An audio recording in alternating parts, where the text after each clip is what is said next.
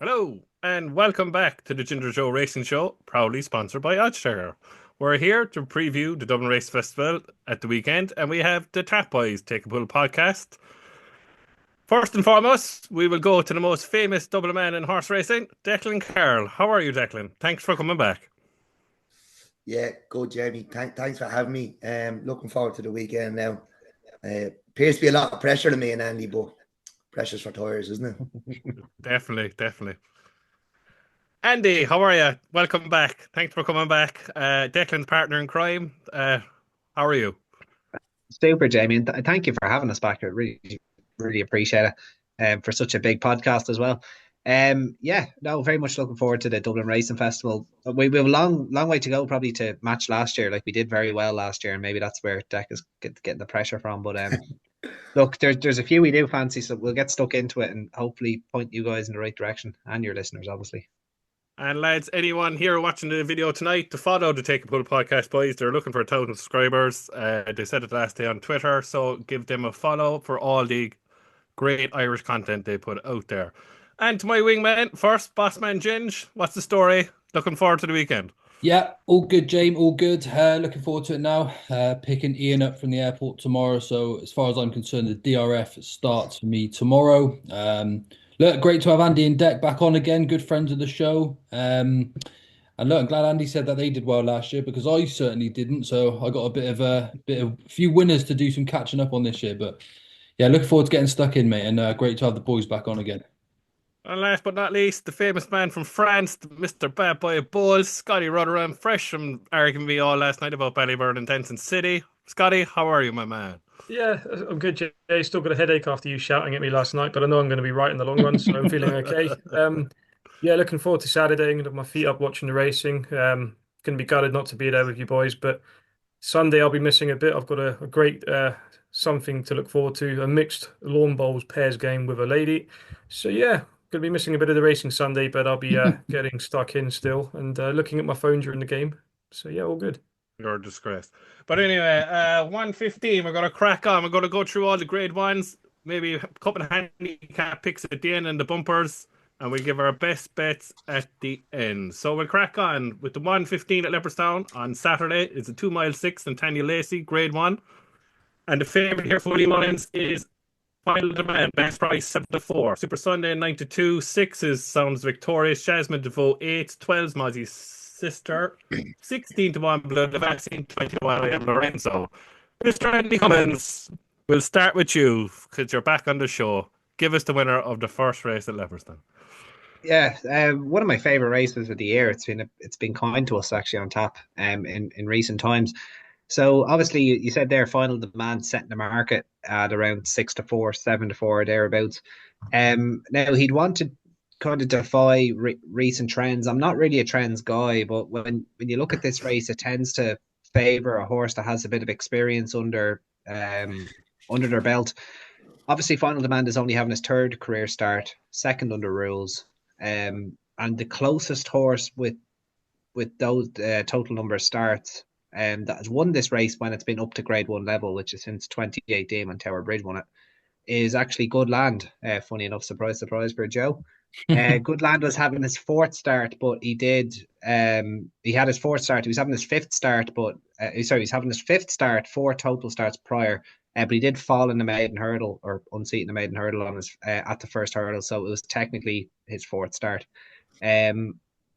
The rest of the horses that have won it since it became a grade 1, the likes of Dancing City, Manila Cocooner, Gaillard de Menil, Latest Exhibition, Commander Fleet, Tower Bridge, they've all they've all, I wouldn't say around the block, but they had plenty of experience and kind of were exposed to having a race, for a lack of a better term. Like Final Demand won his point to point relatively easily. He couldn't have been more impressive on his rules debut at Limerick. Like he was really, really good. And I'd be nearly of the opinion that if he goes and wins this, being such an inexperienced horse, he probably wins the lot. Like he'll win whatever he wants at Cheltenham, Punchestown, and he'll probably dominate as a novice chaser and probably be an exceptional chaser down the line. But because he's such an inexperienced horse and he might get caught out as a result of that, I'm tend to look elsewhere here. So Joystick was one that I was really interested in, but it looks like he's going to go to the 2 mile race. So I'll speak about him a little bit later. The one I came down on was one of the most experienced horses in the field. Sounds Victorious. Now he's been getting a little bit of abuse that he's as slow as an old boat, and maybe he is, but you can't be slow and get beaten 5.5 lengths in the champion bumper when he finished fourth, and that was his third start of the season last year. Quick Ground might have unravelled him a little bit behind Redemption Day at Punchestown, and possibly on his hurdling debut behind Rocky Mountain Blue. He was good on New Year's Day when he beat a horse called Come Walk With Me, who I think I might have mentioned when I was on here the last time for Eddie Colley. That's a really, really good horse, and he's a horse that you need to follow. Like, he'll win plenty of races, and I think that form is being disrespected a little bit. This is a horse that could get out on the front end, and with all the rain that we've been having over yesterday and today, as we record on a Wednesday night, I think this horse could really sap the stamina out of his opponents. Then I'd be pretty sweet on him now to go quite close. So I'm going to be with Sounds Victorious in the opener to cause a minor upset, as he's probably going to be the second string of Willie's here. Lovely, Andy. 6-1, Andy. Sounds Victorious. Declan, talk to me. Sorry, it was on you. Look, Final Demand, his point-to-point form probably is a little bit iffy. You wouldn't be making a case for him, look at his point-to-point form, but that made me one in good fashion. Like, the second and third that followed up, Timmy Tuesday wasn't the most straightforward as a younger horse, and probably straightened him out now, and it was probably a really good performance to be him. He's followed up our there as well. Will the Wise has also followed up, so he is the obvious choice on form, but as Andy said, he's quite inexperienced. This rate does suit more experienced horses. Like Andy, I was trying to make a case for Joystick, but he's just a suspect there, in my opinion. Mozzie's sister, I think, could have a chance running here. Chased home the Big Westerner the last day and been toward the Yellow Clay before that. But the one I've been beginning to warm to over the last few days is Blue Devassi. He just plugged on behind Romeo Coolio the last day. And Romeo Coolio is a horse who I didn't think I would like as a hurdler at all.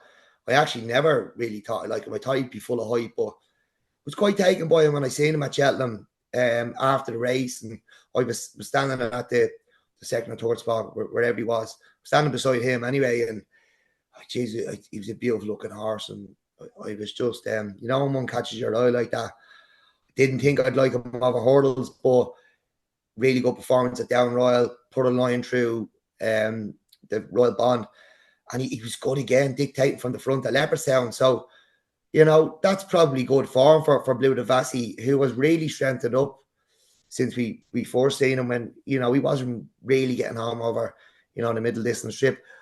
I think at this stage of his career now, Blue Devassi stepping up could unlock that potential, and he could improve, and he could cause, as Andy said, he could be the other one to cause that minor upset here. Good shout, Andy. 10-1 Blue Devassi for Declan. Scotty, might as well go to you because you're a big Blue Devassi. If he goes here, would you give him a squeak? Yeah, Dec's still my hand there with Blue Devassi. I'm in total agreement. I think the only thing that worries me is he's double entered at the weekend. He's in the 2 mile race as well, so whether he chooses to run here or run in the 2 mile is still yet to be decided. But I think 16-1 is a cracking price each way if he does turn up. I echo everything Dec said. I was happy enough with his run behind Romeo Coolio at Christmas. I just think Romeo Coolio, they got the tactics spot on that day, ran the finish out of him. And I'd definitely be playing him at 16s each way. But I am a big fan of Final Demand. He started to grow on me. Dec again said it. Timmy Tuesday and Will the Wise have come out and franked the form since. I think it's between the two of them, but again, for the long run, I do think Sounds Victorious. Again, I thought he'd be Willie's number one for the Albert Bartlett going forward for the festival. I do think he's a horse for potential. Again, Andy touched on the stats. I'm not a stats man, but looking forward to festival clues. I think only 2 horses have come out of this race in the past 20 odd years, and one at the festival at Cheltenham. I think Let's Dance in 2017 went on to win the Mayor's Novice, and I think Nicanor way back when he beat Demon in the Sun Alliance. So Willie's horses last year, I mean, Predator's Gold was sent off an even money favourite for the race, and Dancing City, the second string, won. So it wouldn't surprise me to see Sounds Victorious run a big race here. But I'm in agreement with Dec. I think if Blodavasi turns up, I think he's a cracking each way price, and I'd definitely be siding with him as my main play in the race. Lovely. Two votes for Bloodavassi. Joe. Yeah, for me, James, a little bit of a mixture of the three lads, really. I think Final Demand, like Andy said, could be anything, but that lack of experience to me is a really big worry in this sort of race. Of course, his form's working out nicely, but he's going to have to be plenty mature to win a race like the Nathaniel Lacey to me. A horse that I'm really interested in is definitely Sounds Victorious. He's very much in the mold of like your Dancing City, so I think he could be quite a nice chaser next year. But similar to the boys, I'm really sweet on Bleu de Vassy as well, actually. I think the fact that he's stepping up in trip's going to be a really big bonus to him, actually. I really like his running style, and I think the fact that Romeo Coolio could actually be a lot better than people are giving him credit for. A lot of people are hanging their hats and saying, well, he got beat by Toons of Vater, but I don't think they've read the race necessarily too well from that Royal Bond. He was brilliant in the Future Stars. And I just think Bleu de Vassy's a horse that's really going to appreciate the step up in trip. He's a strong traveller. For me, he's just the ideal sort for the Nathaniel Lacey. And like Andy said, Final Demand could be very, very good here. But there's something that's catching my eye about Bleu de Vassy, and I think I'm going to try to take on the favourite, certainly in the opening race of the festival. So he will do for me. Good. Nobody's mentioned the horse that I fancy. Great. I actually quite fancy one here. And he's 20-1. And he's trained by Gavin Cromwell, owned by Tim O'Driscoll. It's I Am Lorenzo. Sixth in his debut over there, 2 miles behind, 4.5 lengths behind, no flies in him. He was second then at Galway, travelled like the best horse in the race, over 2 miles, 5.5 behind Pater Merton. Form ain't great, but it's the next day at Leopardstown. 2.5 miles, beaten a short head by the Enabler. 2 lengths behind, Port Lane came out and won during the week. I think if it was an extra 2 furlongs, he'd have beaten the Enabler, and he'd have beaten him well. He was staying on at the line, and I think an extra 2 furlongs, he would absolutely wipe the floor with the Enabler, who's quietly fancy for a Martin Pipe. Yeah, I really starting to like this horse, and I think he's going to improve with experience, and especially towards the Albert Bartlett in the future. Gavin Cromwell knows the time of day how to train a horse to win an Albert Bartlett. Vanillier comes to light straight away. So yeah, I quite like each way 20-1. I Am Lorenzo for me anyway. Short. Probably would have beat with an extra 2 yards, Jamie. Yeah, an extra 2 yards exactly. So yeah, I really fancy him. I think he's a cracking each way 20-1. So I am.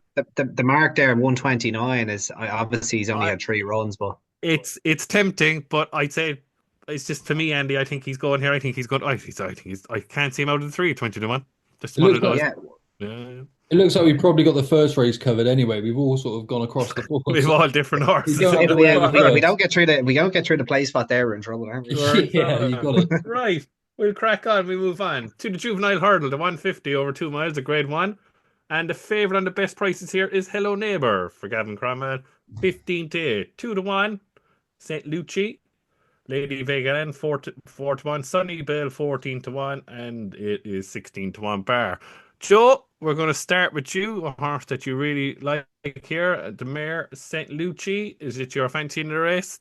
Yeah, definitely, James. Go ahead. Sometimes, as you boys know, I just get quite attached to certain horses, and she's definitely another one that I'm latching onto here. She's a lovely filly by Great Pretender, who, of course, they've had previous success with the likes of Lossiemouth, Benny De Jure, and produced loads of other graded winners like Grenadine and more too. So when she went at Punchestown, I was just really taken by the way she travelled. I like the fact that she made a couple of errors and still sat on the bridle, and she just pulled away clear at the home straight. She just screams to me like a Triumph Hurdle horse, whereas Hello Neighbour to me doesn't necessarily look like quite the finished article just yet. I think he's going to be a little bit weak in the finish, actually. What I like about St. Lucie as well is like she seems to progress as she goes through the race. She doesn't mind when the tempo sort of increases. She seems to sort of find herself a little bit more.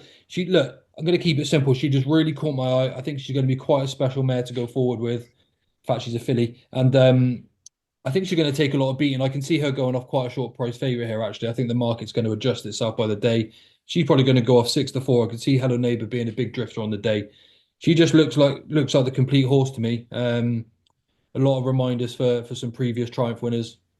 Yeah, look, I'll keep it simple. I like her a lot. St. Lucie's one of the best bets of the festival for me. St. Lucie for Joe. Declan? Yeah, I agree with Joe.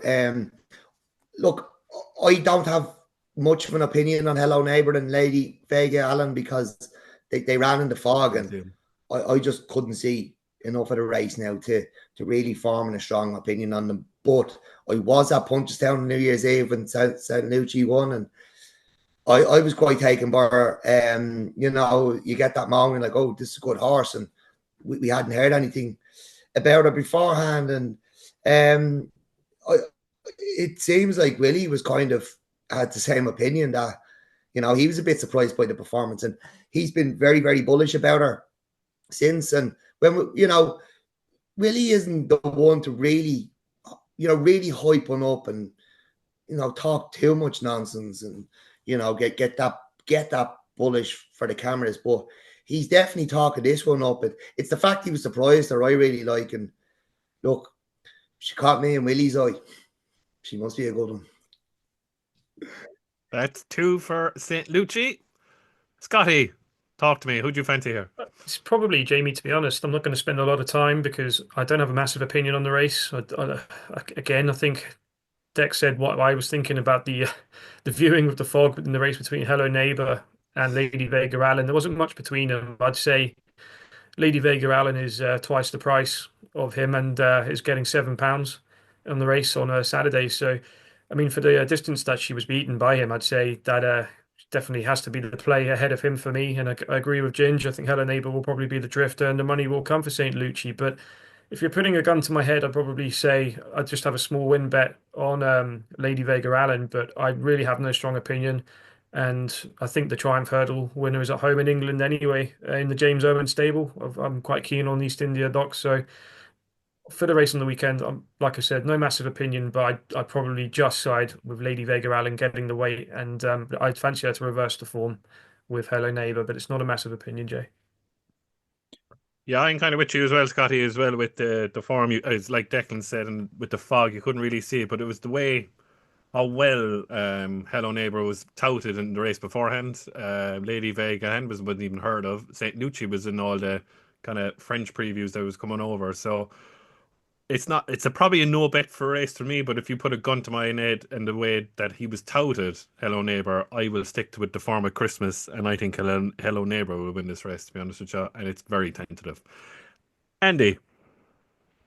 Yeah, I've been back and forth on this race, to be honest with you, Jamie. What I would say is I totally agree with Scotty. I was at Cheltenham on Saturday and my jaw was on the floor after seeing East India Dock. I was really impressed by him. Kind of almost like shades of our Connor the way he went. 100%. Jumped in after the last. It was really, really impressive. Like jumping straight into even speeding up and the way he tackled the last hurdle. It was absolutely.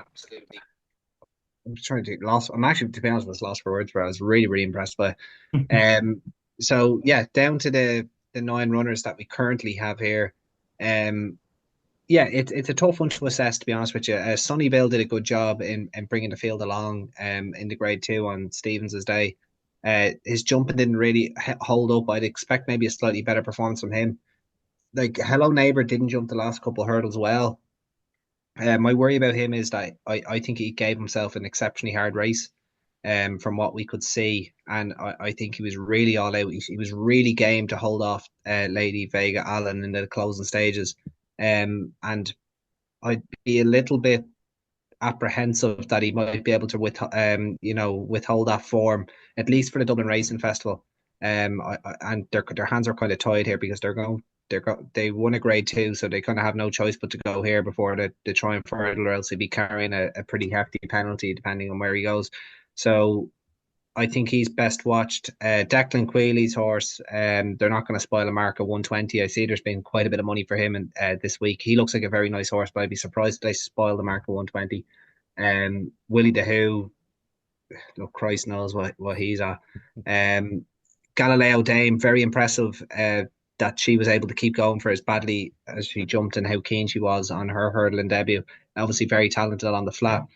She was picked up quite readily by Wendrock, who really filled your eye.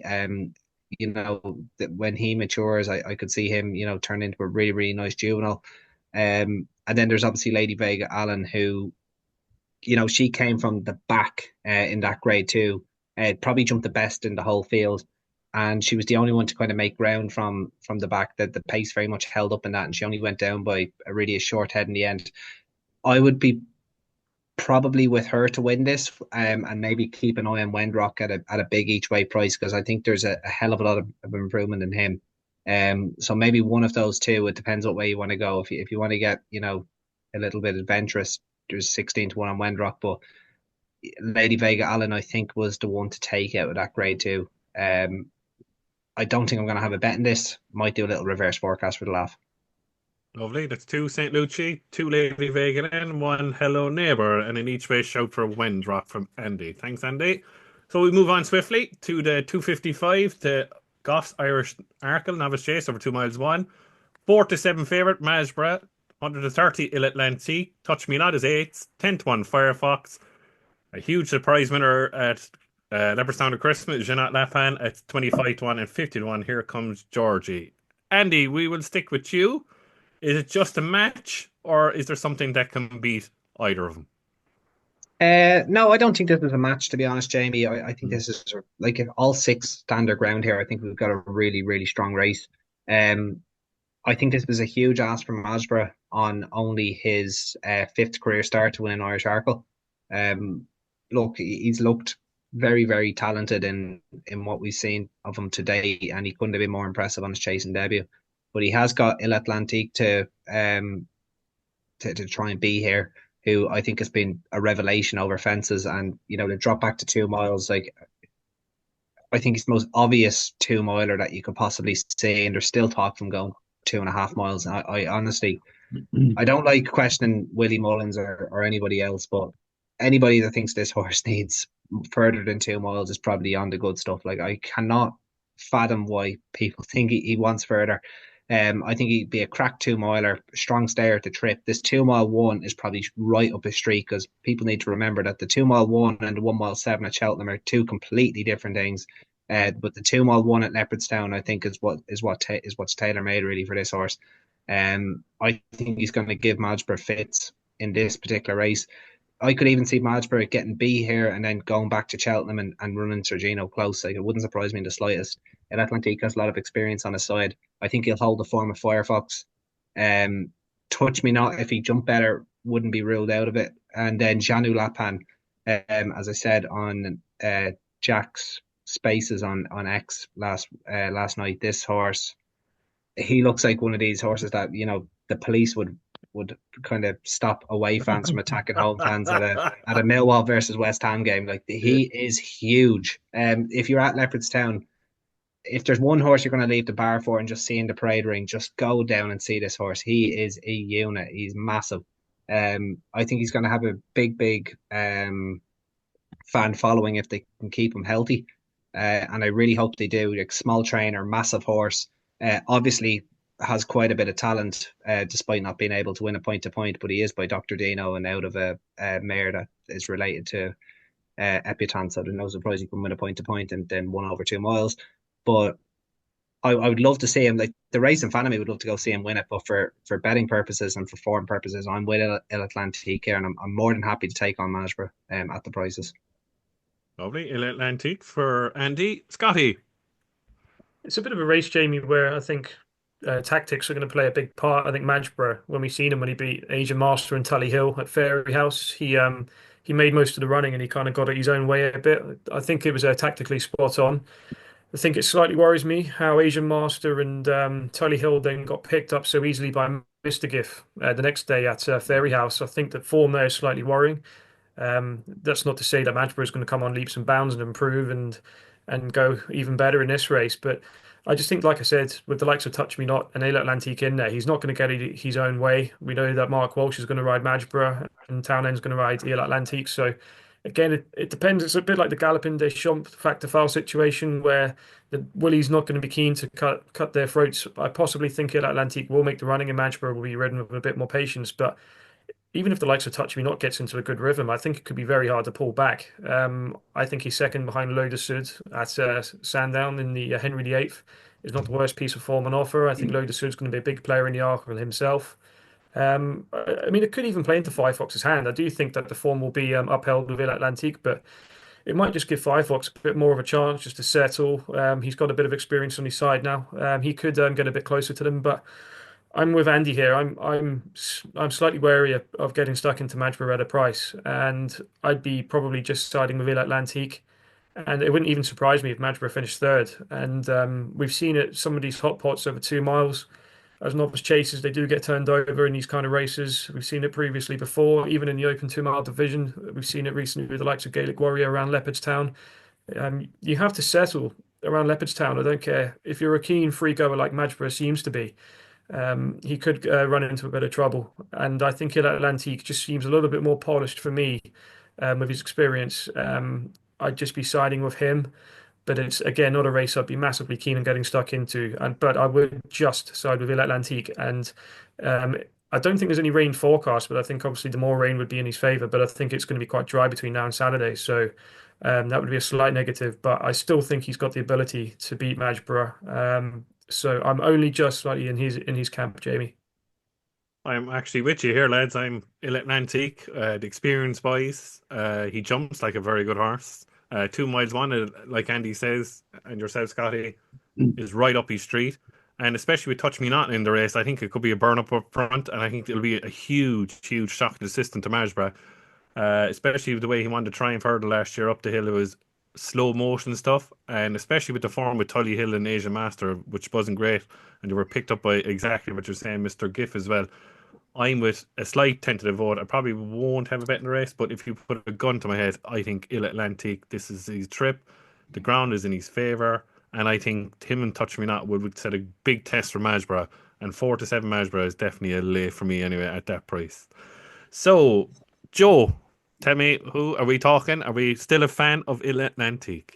Yeah, very much so. I mean, we've sort of been talking even last year about saying, 2 mile chasing is probably going to be his bag. And like Andy said, it's a little bit strange that they're talking about possibly stepping him back up to 2.5 miles, because a lot of people are giving him sort of the label that he's a weak finisher. I totally disagree. I just think he's been slightly outstayed. I don't necessarily think it means he's a weak finisher, but with his win last time out, they went a little bit of a crawl, so he was still quite keen early on. But when they sort of increased the pace halfway around and just sort of let him spit out the bit and do his own thing, he jumped better, he travelled much better. And like you said, there's going to be a lot of pace on here. I think Touch Me Not's probably going to go out in front and try and burn the gallop up, really. I think Atlantique will follow him, and then we're going to find out how good Madgeburg is. Now, look, I hope Madgeburg turns out to be an exceptional horse, because I want to see Sir Gino versus Madgeburg at Cheltenham. But from a betting perspective, I'm more than happy to take a piece of the 100 to 30 about Atlantique, because I really do think he's a pretty smart horse himself. It's not a given, this for Madgeburg. And again, like Andy said, you need a little bit of experience to win these sort of races, especially around Leopardstown.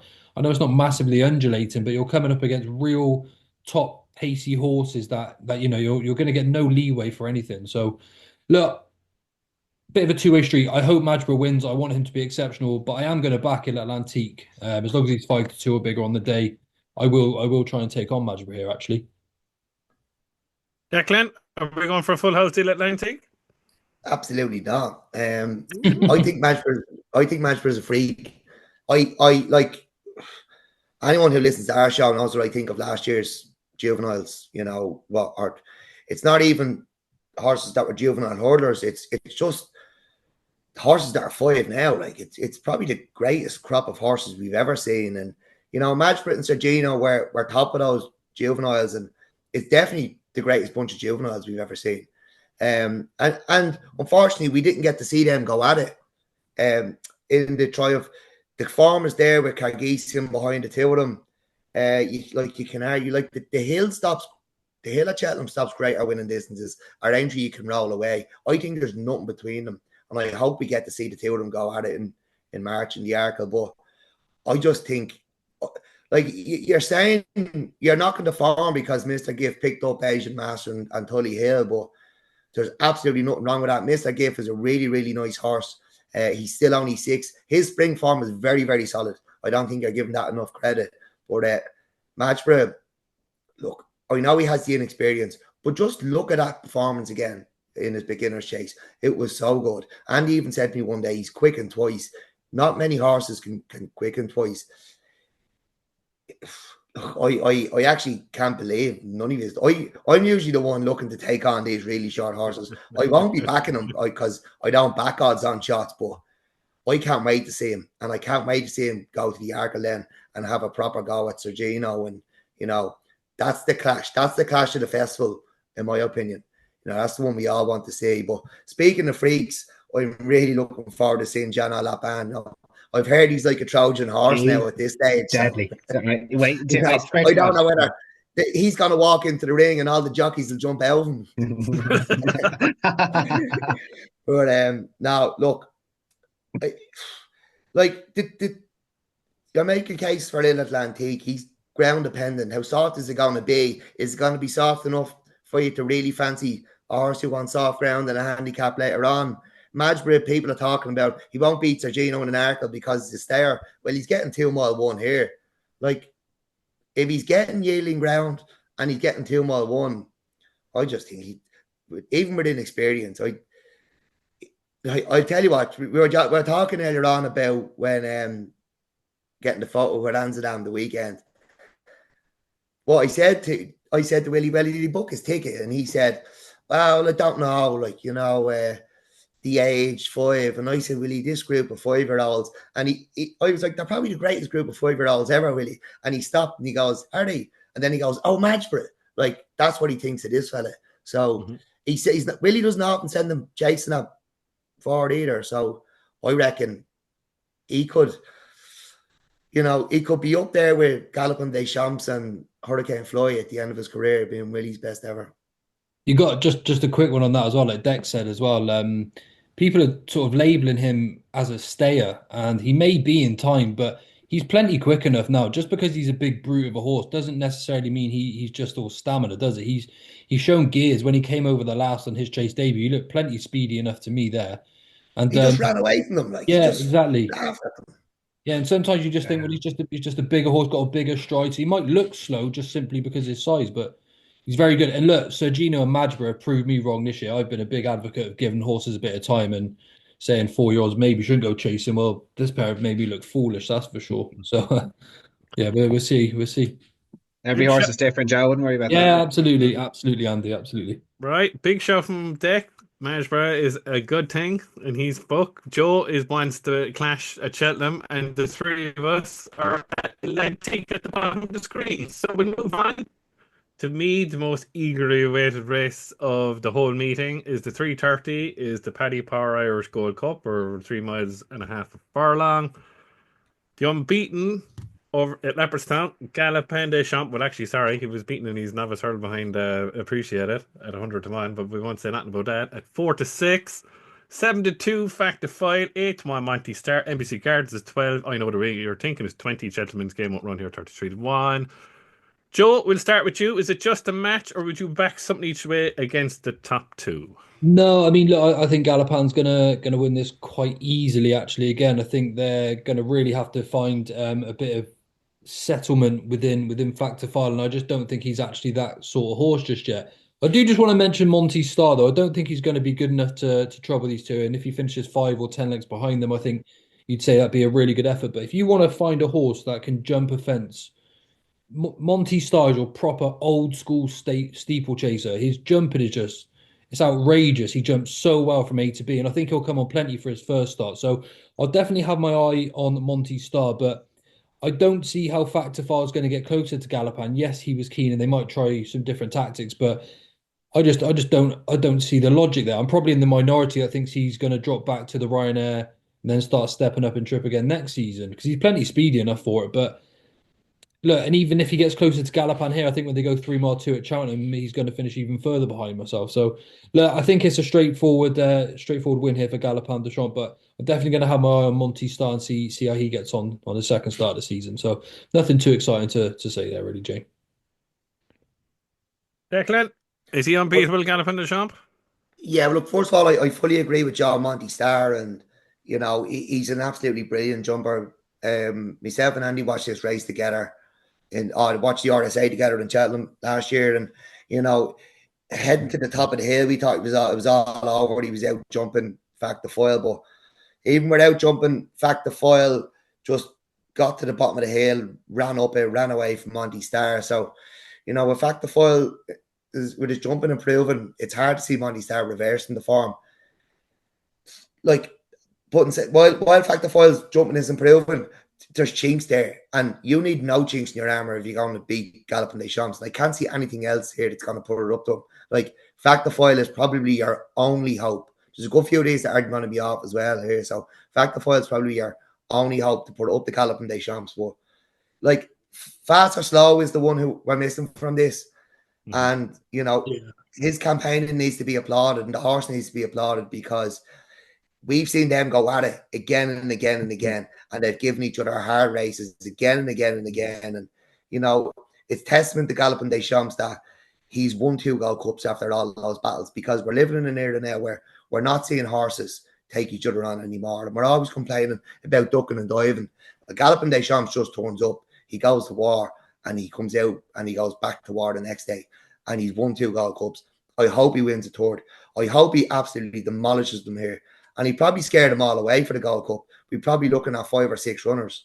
He'd probably win it easy. People complain he's beat nothing, but he's beat nothing because he scared them all off. And then, there's a possibility we're looking at 4 Gold Cups the first time ever, apart from pre-war, Andy, before you put me back in my box. Hit you with the Golden Miller. Well, we're getting to the possibility of 4 Gold Cups here if he puts in a good performance and scares a lot of them away. Probably only Jerry Colombe's going to take him on in March. He already has the beating of him. And it's amazing that this horse, who was so exuberant and so hard on himself as a young chaser, has this longevity. We just don't see many horses like this. He's generational, and we just need to enjoy it while he's here. And hope he goes to him in the third. And then we look at a fourth. And, wouldn't it be great to live in an era where a horse won 4 Gold Cups? Yeah, I love that, Dec. I love that so much. And like you said as well, he's been up to a rating of 180. It's not like there's many of those sort of horses about. He's scaring them off because he's top drawer, isn't he? I love that. Yeah, like he is generational. None of us might ever see a horse like Galloping Des Champs again. Fair enough. Good big shout for Declan for Galopin, and a great synopsis there. Thank you for that, Declan. Scotty, are we still in the Fact the Foil camp? Nah, we can't be, Jamie. I mean, I was in the saddles, but you have to just sometimes say a horse is too good. I think he's the closest thing to unbeatable. I think like Leopardstown, he reminds me of like the Sprinter Sacre over 2 miles at his peak, big bucks over the staying hurdles at his peak when he races at Leopardstown over fences. I'm really keen as well to see him win that Gold Cup again in March. I think he's a penalty kick in that. He wins here, doesn't he? He just wins well. And I'm just going to throw Embassy Gardens in as my horse, who I love. I think he was really good on New Year's Day, beating Monty Star. I think Monty Star was obviously a bit rusty that day. But I think if there is one that could potentially fill the places, I think the way they ride him, I don't think he's got the pace to keep up with Galloping Des Champs. He could end up burning out and finishing at the back of the telly. But if they ride him sensibly for a place, I think he could finish second. But for me, it's all about Galloping Des Champs. And there's no way in hell I'd be laying him or taking him on. I just think he wins. And I mean, 4-6 now, Jesus Christ, he should be a 2-7 shot in this. I think if there wasn't odds on shot, which I'm not a big odds on backer, I think I'd be absolutely getting stuck into this here. I think he'll go off about maybe 2-5 on the day. I think the money will come, and I think he'll win well. Yeah, I'm going to sit in the fence here, but I'm going to be watching get Factified with in my eagle eye, see if we can get closer to Galopin. But look, Galopin looks unbeatable. Leopardstown, finally, Andy, anything to add? Will he be beaten? Is he unbeatable? And who will get the closest to him? No, he won't be here. Like I laughed a little bit there when Scotty said he should be 2-5 or 2-7, because he's probably right. And the reason he's not is because you very rarely see that in a staying chase, especially an open staying chase in a Grade 1. Look, I said this. I said this more than once. I never got the privilege to see the likes of Cotto Star or Denman live in the flesh, but this is the best I've seen ever on a track. He's just an absolute pleasure to watch, especially around Leopardstown. Like I remember his chasing debut. I think I was up there with Dec and my dad and a few others, and Paul just gave him his head and just let him go fence to fence, and he went halfway around Leopardstown. Now I don't, obviously you lads, I think you were at Leopardstown last year. Like he ended up nearly at the dirt road again, like taking that long to pull up. And it was just such an excitement to see him even with his beginner's chase that day. And then when he did in in the Savills last year, and even the Savills this year, and then the Irish Gold Cup the previous start. Like he's just an absolute pleasure. And he is going to win a third Gold Cup, barring any accidents.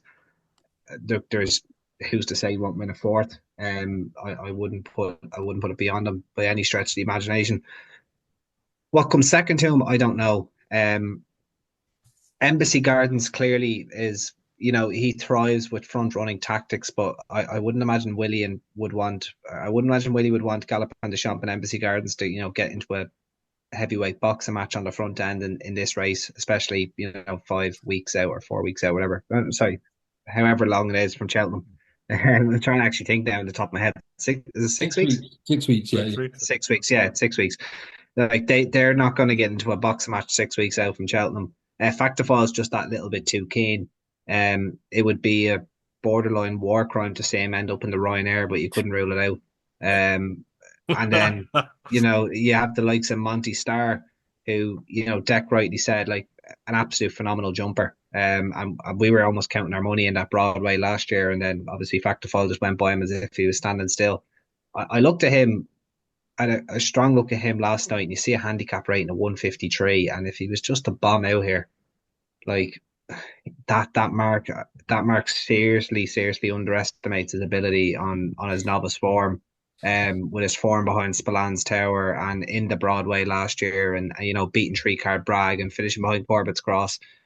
Like 153 is a very workable mark, and maybe it's a year too early, but you would just wonder. Place the handicap now than out the back it is. Absolutely, stick him out. Like you could send him. You could finish 6th or 7th here and just send him to Liverpool. And look, it would take a serious horse to beat him in the Grand National off that weight, in my opinion. But I think it's a year too early, so we'll have to wait for that.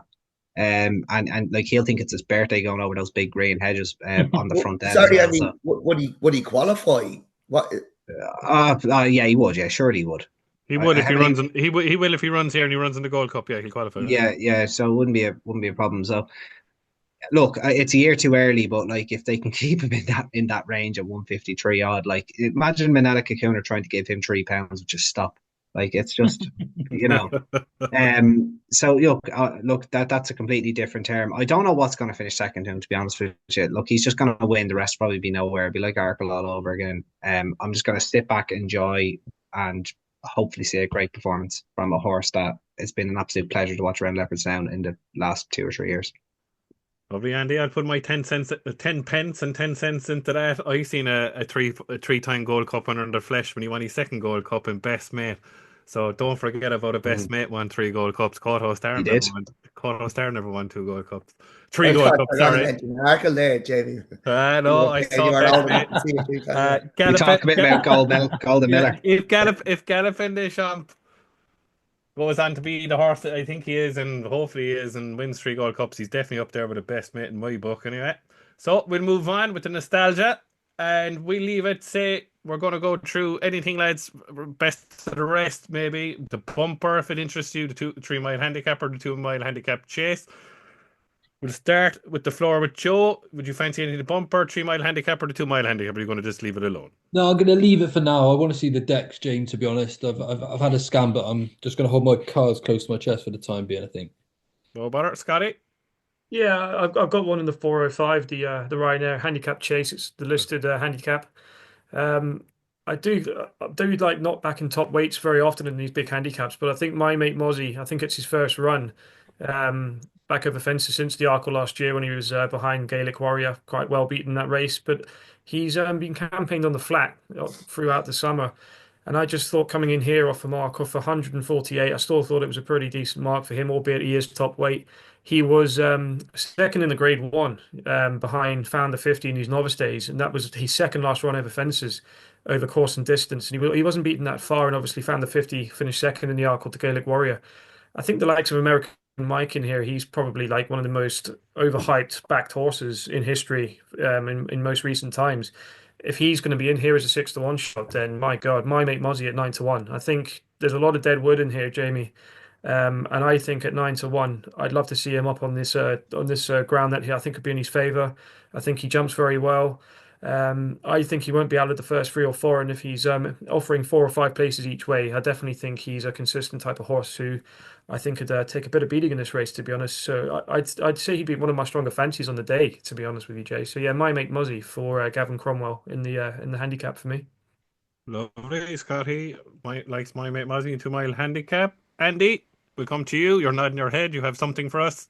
Talk to me. He's on the wrong Cromwell horse in the 405. We'll get to him in a minute. Come on, you have to say it now. I will. I don't worry. I will get to it. No, look, not a whole lot else that we went over. Obviously, with the grade ones. Look, I'll touch on the bumper real quick, and then I'll go in reverse order.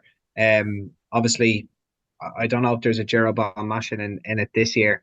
But it's still a strong enough race, I think. A few kind of market moves as well. The 2 that probably need to be looked at, Scope to Improve for Henry de Bromhead, did very well in the circumstances to win at Nice. He looks like a nice enough horse. But the one I do like is the Charles Burns horse. I started a joke, who beat Road Exile, who followed up at Limerick yesterday, or for people listening in ahead of time, followed up on Tuesday in a Limerick bumper quite impressively. They finished ahead of a well-backed Eric McNamara horse, 11 lengths ahead of him, actually. And I would imagine I Started a Joke is a fairly nice horse, to say the least. And I'd say he'd be well on the premises in that grade too. Especially now that Willie doesn't really have, he usually carpet bombs this field, but he doesn't seem to have that many this year. I'm sure he'll find something down the back of the couch, knowing Willie though. So, yeah, the 405, the horse that you probably need to look at is Midnight It Is. It's probably the only handicap horse I give you on this podcast. I'm waiting for declarations for the rest of them.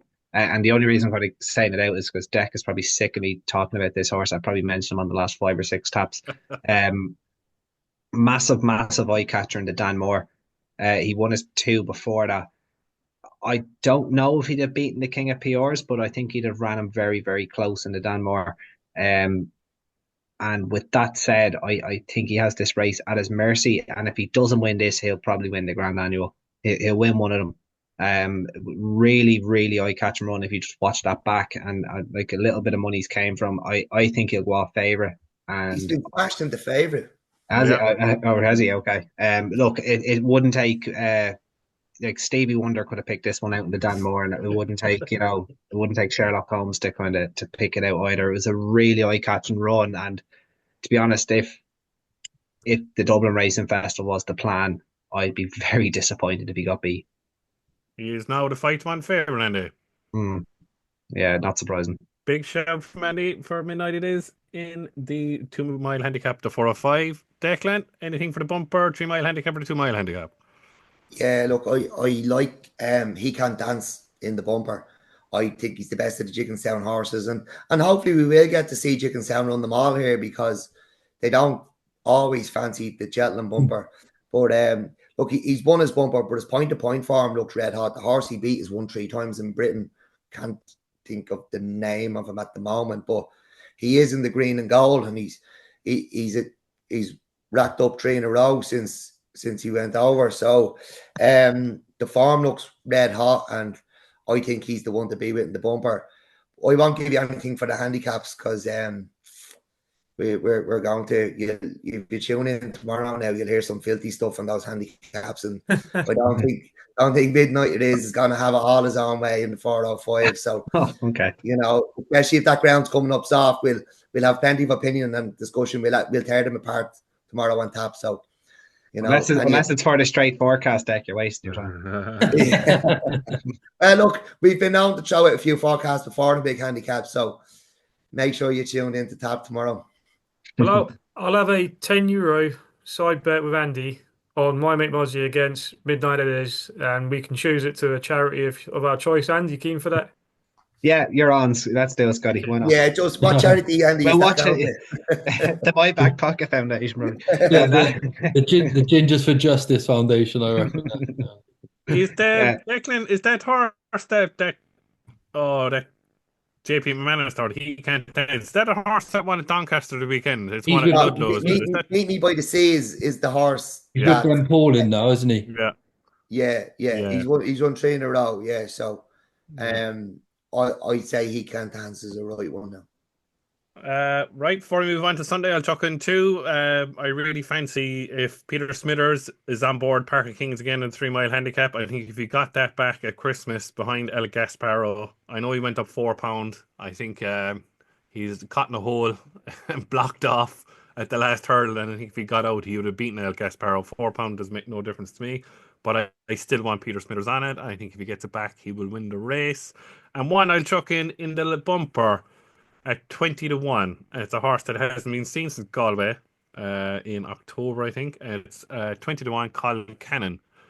Colin Cannon beat Heads Up. Heads Up, then I was there on Morgana Day, absolutely bolted up. And then Heads Up finished 4.5 lengths behind the favourite at 6 to 4, Calypso Chance. And the only reason I'm going with Colin Cannon is that the horse that a lot of people fancy for the Mayor's Hurdle, he finished, he was trounced by 6.5 in a Punchestown bumper last Punchestown Festival, but 20 to 1 to find out if Colin Cannon is any good each way, that will do for me in the bumper. He also, I think he beat Sermon Zarek in the bumper. Yeah. We might have And beaten he- carrying the stone less because the jockey weighed in light. yeah, I remember that. Yeah, I remember that. Yeah, I was actually at Nace at his debut. Were you there at his debut? He was there. Was he the 4-year-old bumper? Yeah. I was. Yeah. I He was third that day. that day at Punchestown as well. Yeah. Do you remember She's a Star? Is that the dance? She's a Star. Is the dance? Yeah. I think 20 to 1's a cracking bet each way to find out in a very open race. I don't fancy that Green Splendor whatsoever. Calypso Chance, I know won its point to point over 2.5 miles and good to soft ground, but I think he might be found out in a bit of better ground. It's going to be yielding.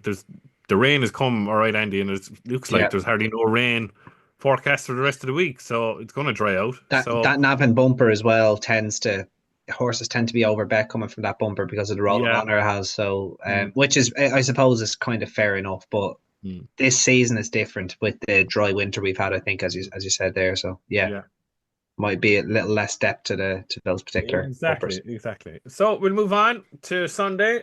The 110 is the 2 miles 5.5 Labrooks Novice Chase, so a grade 1. I'm going to stop here and I'm going to say Ballyburn wins. You can have the floor after the rest. I don't care if your Perry Pass wins. Cham Kiley can't go left out, even though we were there, Dec, when he won the Lawlers. Ballyburn is 8 to 13, 4 to 1 in Perry Pass. Cham Kiley is 11 to 2. Joe's horse, Better Days Ahead, is 8 to 1, 16 to 1 Croke Park, and the rest probably won't run here anyway. Scotty, we will start with you. Is the 18 or 13 opposable to my favourite horse, or will Imperial Pass and Cham Kiley give him something to think about? And oh my God, he is lost for words. This is the first time, and I've met this boy for a long time, he's lost for words. He's coming round. Dancing City is not in the race, by the way. I'm just going to be honest, Jamie. He probably will win. I just think he has to just brush up on his jumping. It's no secret, obviously, he got well found at over 2 miles against Sergino, and it was giving him, I think, £7 or £8 that day. But I just think everything else in the race needs a trip. I think Croke Park needs a bit further. Stellar Story and Search for Glory aren't the greatest of yardsticks. Stellar Story can't jump a fence. Ballyburn will win if he jumps well. I think if he just Ballyburn wins. I'm just going to say he wins. I'm only saying that because I don't know what's going to really run in the race, Jamie. Is Better Days Ahead going to be declared? I'm still not sure. We know A Little Antique's going to go in the Arc. Well, there could be maybe 4 or 5 runners in the race, and Champ Kiley, I think, would have a squeak. But again, after such a long layoff over 700 days, the bounce factor is a bit of a concern potentially. Yeah, I'm just going to sit on the fence a little bit, but I would like to see Ballyburn kind of put in a good performance. I was a big fan of him over hurdles, but I don't know why. I just have the Sir Gerhard vibes in my head of how good he was as like a 2.5 mile novice hurdler, and potentially may not be as good over fences and just could lose his way a little bit. But do you know what, Jamie? I hope I'm wrong for once, and I hope Ballyburn wins, but I won't be with him in March regardless of what happens. Lovely. Joe, is he beatable? Yeah, Pass, yeah, absolutely. Over 2 mile 5, I think Imperi Pass is a fully fledged rival in this race. He is going to come in now as well. It's been announced that he's not going to go to the Silly Hours at Sandown. But he was a 160 rated hurdler himself. He's got plenty of experience as well. When he needs to dig deep, he can definitely do that. I know Ballyburn has been quite the hype horse. I'm just getting bad vibes about him, Jamie, and I don't really know why. Look, if this was over 3 miles, I'd be all over Better Days Ahead. As I've told you, I think this is your Brown Advisory winner, one of my strongest sort of fancies of the festival this year. But 2 mile, 5.5 furlongs at Leopardstown. I think Imperi Pass will outspeed him if it turned into a sprint. I think he could pick him up from behind. I think he could stay on quicker than him if he was in front of Ballyburn as well. I'm quite keen to take him on here. I think Imperi Pass is being overlooked. If I could still get 5-1, I'll tell you what, I'd be piling in each way. I really would. But I'd still take the 4-1 that he is now with regards to a win bet, that's for sure. Look, he's being dangerously overlooked, I feel, simply due to the hype around Ballyburn. And I don't think Ballyburn deserves the 8 to 13 price tag. So slightly price dependent in Perry Pass for me. I think he takes the world of beating here, I do. Declan's looking with a face now saying, what are you on about? Is he right or is he wrong, Declan Carroll? What has Crow Park got to do to get a mention?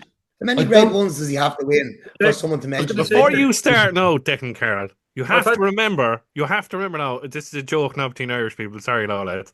The home of Crow Park is from the kingdom of Kerry, not Dublin. I don't think he's going to go. Go ahead, go on, Crow Park, sell me.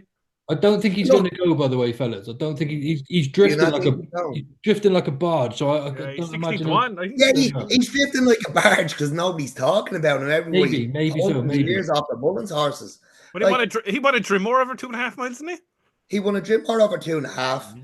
He just held on to win the Fort Laney at Christmas. Now he's dropping back and trip for the Moriarty here to 2 mile 5, which is probably going to suit him. Like, he was a typical Jigginstown horse that was okay as a hurdler, full of potential, but just didn't quite hit those heights. Was always going to be a better chaser. He's 3 from 3, 2 grade ones. Ballyburn doesn't jump like a natural. He was a lovely hurdler. Name me the last top class hurdler who made a top class chaser. Bob's Worth. No, he wasn't. Oh, it's like a proper top class hurdler who could go 2 miles and hurdle, not some plotter. Moscow Flyer. Moscow Flyer. Maybe Europe, Moscow Flyer. You're probably in Europe. He was favourite for Europe, Moscow Flyer. Yeah. Shishkin maybe recently, perhaps. No. Shishkin never had an open campaign though. So you want to horse on open campaign. Did Shishkin not take them all home with him in a Supreme? Still won. But yeah, he never had an open campaign. Yeah, well, so. You know what I mean? About that Supreme now, Declan Carroll. You're bringing up bad memories now, whatever is there now. Stop. Yeah, so do I. Ballyburn probably would have been a champion hurdle horse. Like, he had the potential to be a top class hurdler. Just because he's a pointer doesn't mean he's going to make a chaser. He hasn't looked like a natural to me. Now, he went that bad in the Morgana Day, lads. I was there and he ran all the way up the line. He was okay, but did you say, there's a Gold Cup horse? No, I agree. No, right. So there's probably there's potentially a Gold Cup horse in here. Or like Crow Park will probably end up in the Jigginstown race. Like, do you know what I mean? It's probably not going to be a Gold Cup horse. They'll run him in the Ryanair. Better Days is a Gold Cup horse here. Better Days. Sorry? Better Days Ahead is without a shadow of a doubt the Gold Cup horse in this race. The further he goes. I agree. He still has to beat Crow Park. Crow Park probably done his winning further out in the Fort Laney, and it looks like Brighter Days is unlucky, and if he's going to be further to beat him, but I'm not sure he will reverse the formula. But I think he will at Cheltenham though. I know this is DRF, just to say that I think at Cheltenham's where Better Days Ahead will get the better of him coming up that Cheltenham hill, but we are talking DRF here, so I'll quieten down for now. Look, the thing about Cheltenham is it's a stiff track, but you have to be. You're going half a yard quicker than you've gone anywhere else. Yeah. So is Better Days Ahead going to be able to go to Gallop? I know he won the pipe last year, but is he going to be able to go to Gallop in the Grade 1? Like, look at Jenny Kalam. He couldn't be. He couldn't win because he was absolutely flat to the boards at the top of the hill and coming down it, and he lost too much ground. He stayed on, but like at Leopardstown at Crow Park, the winning of the race was done further out. So if he does run, I'd really, really fancy him here. Imperial Pass was probably the one you could have thrown in to argue was the top class hurdler, because he was a grade 1 winner in open company all the same. But I'm struggling to warm to him. But Crow Park, look, people are starting to say, What are you only laughing men at? and John What are you Bond. laughing at there, Scotty? You better not be laughing at our guest Dec there. No. I was not laughing at my accumulator. Are they all over there then? Coventry made a shite sign, and I said that's what's after happening. Like we're starting to hear now that there's the only winners of open grade 1s by walking the park are John Bond and Min, but like they're only 8 now. We're only going to start seeing the winners of open grade 1s by walking the park. It's just that he's covered absolutely everyone, and every second horse is a walk in the park. People are going, we should see more open grade 1 chases are not handed out that easily, apart from the Ryanair. But like we'll start to see more now. They're only coming of age, and I think this fella is going to be top class. Ballyburn, I can see him going back hurdling eventually. Andy, before I start, Dec, would you stay him as more of a champion, or eventually, if he does go back over, does he stay as hurdle horse? It's very hard to go back to a champion hurdle now when he will. Isn't there that big stairs being for the failed chaser? He'll just end up there. Mm-hmm. Whereas if he had been kept in training for hurdles and wound up for the champion hurdle, he could have ran a big race in the champion hurdle. But totally great. It would probably be the greatest training performance ever if you could turn it into the champion hurdle. That's true. Andy, is he win lay, place lay? Are you going to take him on Ballyburn? My memory's a bit fuzzy though. Like last time Dublin and Kerry played in the All Ireland final, would you mind telling who won that? Who won that match? Would you mind? And I will counteract the argument. How many All Irelands do Dublin have? I don't know. Like I said last night, this is the problem with the short memory people, right? How many All Irelands? Answer the question. How many All Irelands do Dublin have? That's like saying, Golden Miller won 5 Gold Cups. You still have 7 more to catch up to, folks. 7 more.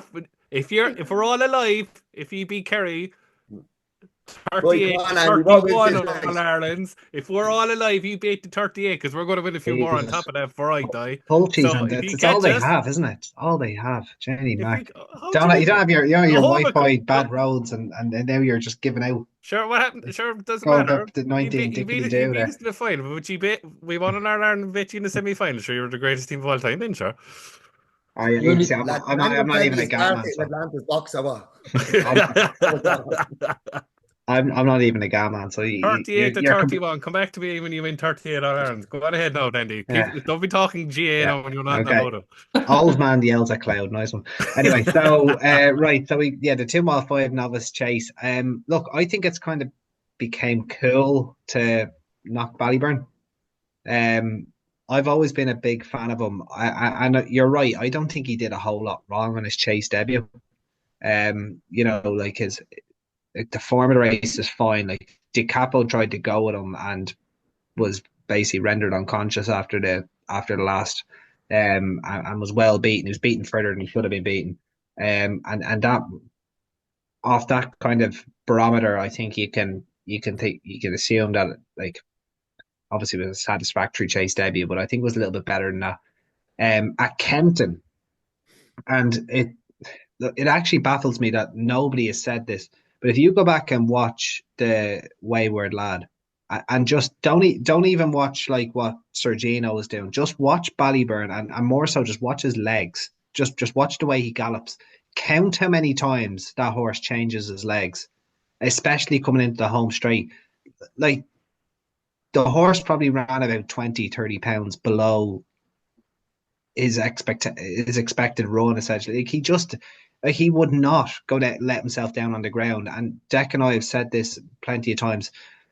Kempton does not get the recognition it probably requires for how much of a specialist track it is at a high level.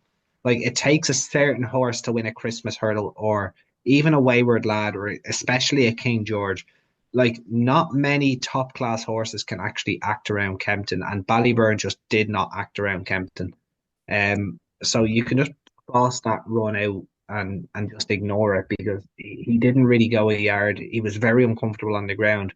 And my worry about Ballyburn not winning this race is it comes down to two things: him just pulling too hard, or the fact that he might have done himself some damage at Kempton from the amount of times he changed his legs and obviously took the last home with him. But it was down to the ground, and it was down to it being a speed orientated track. If you take that Kempton run out, like, he's probably even shorter than 4-7 in my opinion here. Who's going to beat him? I'm not sure. You have Impere Pass in here, who obviously Joe said, I wasn't actually aware of this, but he's coming here instead of Sandown. He is a viable opponent, absolutely, and the betting is suggesting that Croke Park is maybe a suspect runner. You take Champ Kiley, who's a 9-year-old, who is, as a novice hurdler, had his ass handed to him multiple times by Impere Pass. I don't like, even his chase debut, it was nice, but like it wasn't very strong looking for him. I don't see what world he beats Impere Pass, never mind Ballyburn. So with that said, I think, all being well, I think Ballyburn murders this.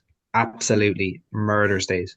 And he is Twitter's favourite darling at about 1:20 on Sunday afternoon. And everybody be saying, oh, I always knew Ballyburn was going to do this up and trip.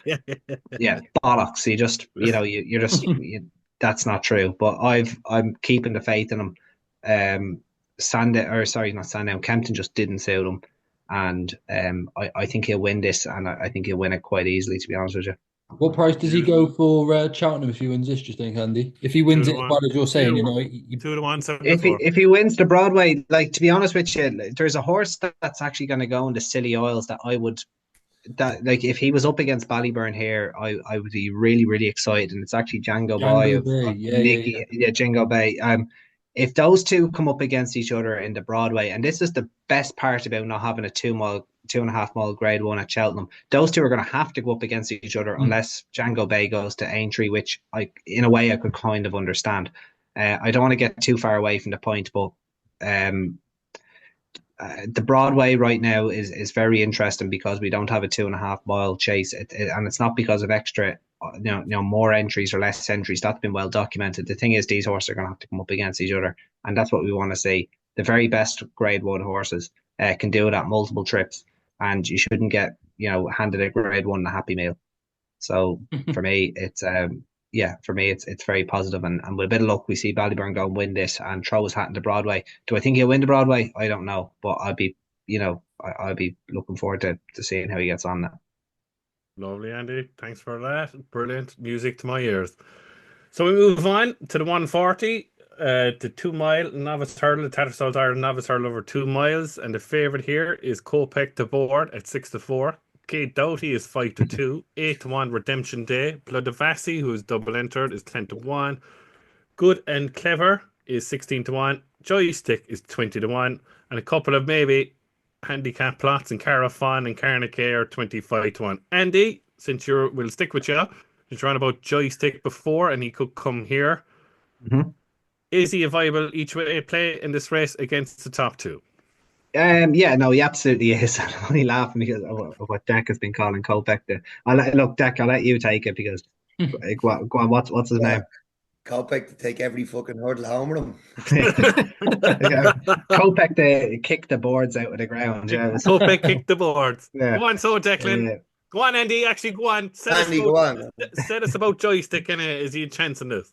Yeah, no, he absolutely does. But like anyone that does want to back Kopek the board at 5-4, and look, I know he had, like, he was in the fog. I don't know, maybe the horse was half blind. I don't know, but like he just did not jump any of the hurdles. Clearly has a big engine. Don't get me wrong, but like I don't see how you can see what Jasmine DeVoe did on his hurdling debut and then say his jumping's going to improve for a step up into Grade 1 company. And then just think because Kopek the board won the Stevens' Day or Boxing Day maiden, like anyone that thinks his jumping's going to improve in Grade 1 company, you look, he could go and win the race. He could be, very, very special. But you deserve what you get backing him at that price, in my opinion. Given the way he jumped in his hurdling debut.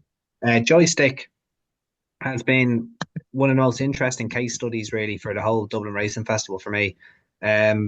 Obviously, didn't quite get home in a point-to-point when two's on. Went and won the 2.5 mile bumper, beating Arctic Lane in 2023. Led them into the home straight and just kind of petered out behind Jeroboam Mosh in the Leopardstown bumper on this card last year. Seemed to be a non-stayer behind James's Gate, a Punchestown on his hurdling debut, and that form is not too bad, really. I think that was actually a decent enough maiden. I think James's Gate, he's looking like he's matured into a lovely horse, and even his win beating Honesty Policy, who was absolutely friendless in the market. You could probably mark that run up from Honesty Policy, to be honest with you. I think there was a mixture of kind of idling and getting a little bit tired on very heavy ground for Joystick. But I think that's definitely a better run than people are giving it credit for. And obviously, Coral Rivers came out and won. Not 100% sure if he gave his true running that day at Naas, but he still won at Gowran last week. I'd say that is a decent enough maiden that people are just not, taking note of. And at around 25 to 1 in a division that I don't think has had the opportunity to mature because of the dry winter that we've had. I think we're going to get big shocks at the Cheltenham Festival and Aintree Festival. This horse might kick off that kind of shockwave with a big run here, and I'd be very happy to back him at an each way price at the minute. Perfect. Scotty, co-pick the board for you, Kate Doughty. Anything else would get anywhere near the top two?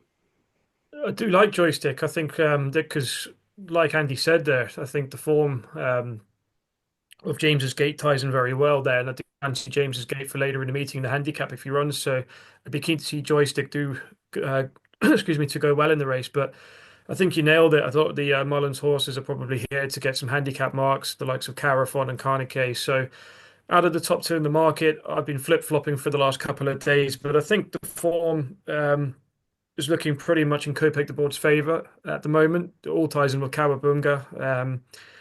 Going back to the race that Kay Doty ran at Christmas, he only just won when he held off Cocktail Divan. And I know Henry's horses haven't been performing since Christmas. I think he's 0 for 20 in his last 20 runners, which is a slight concern on the form there with Kay Doty. But he didn't even pick up the Shillelagh in that race. He really just fought to the line, and he was a bit friendless in the market as well, Kay Doty. So again, I think it's a bit like a Slade Steel kind of Ballyburn vibe from last year in this race, where you could potentially have the Supreme winner and potentially the Turner's winner. I think Kopek the board goes up in trip, and I think Kay Doty and Salvador Mundi will end up in the Supreme. But Dec's right. I mean, Kopek the board obviously has to brush up his jumping. We didn't see much of the race at Leopardstown, but just the size of Kopek the board's engine, and as I said, the form of Kawabunga, it's all tallying up pretty nicely. And out of the two of them, I'd say Kopek the board is my slight favourite, but it wouldn't surprise me to see them both go into the line, a bit like when Classical Dream and Aramon had the head bobber in the race in 2019, and obviously Classical Dream went on to win the Supreme that year. I think it could be that kind of race. So yeah, I think the free is the free that we've already mentioned. I think Joystick could finish third in the race, maybe second, but I think Kopek the board will probably just pip Kay Doty, and then he'll go up in trip to the Turners. But again, we've mentioned Blodavassi. If he did turn up in this race, I wouldn't be as keen on him as I would be in the Nathaniel and Lacey. So if he runs, I'd have a small interest in him. But yeah, for me, it's probably one of the only favourites I'd be likely to get in, to probably be siding with Jamie is Kopek the board. But again, it's not a massive opinion. I think we'll find out more after the race on Sunday. Lovely. Joe, Kopek the board or Kate Doughty? Yeah, I'm a bit all over the place with this one, James, to be honest. I think the softer the ground, the more it will sort of play into Kate Doty's hands. He looks like a real sort of like proper galloper to me. A lot of people are saying these screams are 2 miler. I don't really get that opinion myself. Whereas Kopek the board, I could see him at 2 miles and I could see him at 2.5. He's the one that sort of reminds me a lot more like Ballyburn. I'll probably make a play on the day. However, I think it's really interesting that Andy likes Joystick as well. He's a horse that's been on my radar for quite some time now. He's another one by Coastal Path, the same as Ill Antique. They really enjoy this sort of soft ground. His 2 wins to date have both come on heavy ground. He seemed to relish that. And he's just that horse that's taken that small step forward, run by run by run. So without trying to steal too much of Andy's thunder, I am also quite interested in him. But from a betting perspective right now, I'm probably going to be waiting until the day. Before I let Declan go on about Kopech kick the board out, I think he's an absolute machine. I really do. I think he's a machine. Do you get Ballyburn? Do you get No, I think Ballyburn he's vibes? I think he's like Faheen, because Faheen used to do that, kick him out of the thing. He still won. I'm still on the fence about where he goes. Supreme Ballymore, that was called. It's Ballymore. It's the form of Cowabunga in a way. Cowabunga picked up Willie Money the last day, and Cocktail Divan was out with the washing. In Kate Doughty drifted like a bird that day. I know it won hands and heels that day at Leopardstown. I totally agree with that, and I think Cocktail Divan was just outspeeded over 2 miles last day behind Cowabunga and Willie Money.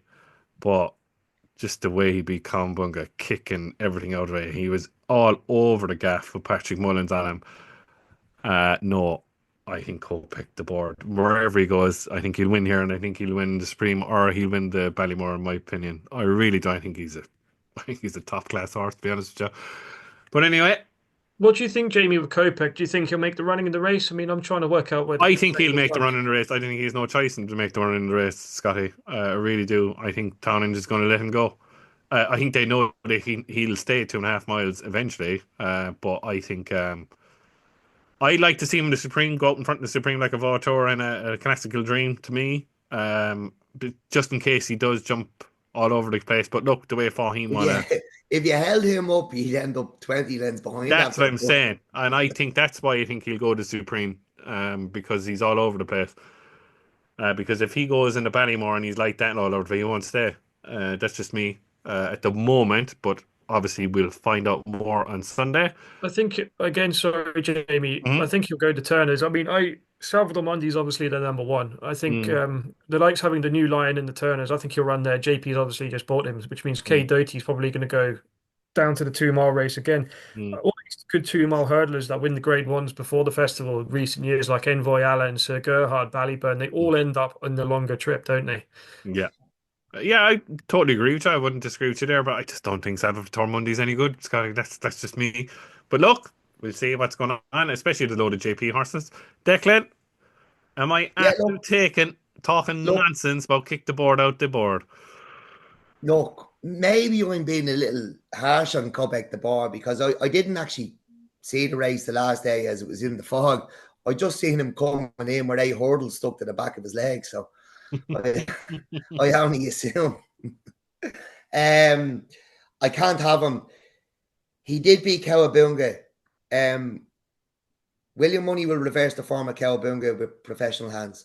William Money was keen, and he got keener somehow during the race. And no disrespect to the jockey, but you know, where's Sean Flanagan gone? Yeah, he kind of took off, didn't he, Declan? Didn't he? He took off on Finney Maguire, didn't he? He was keen going by the stand, and then all of a sudden he got keener.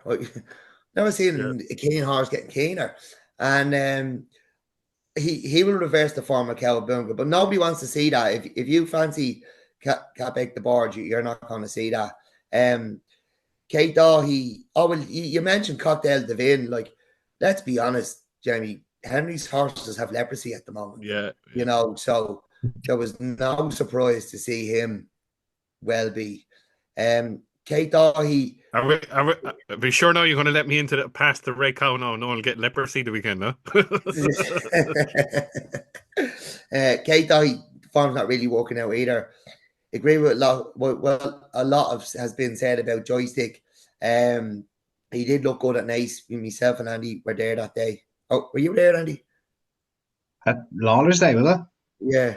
Yeah, I was there, Yeah. No, I knew you were there. Yeah.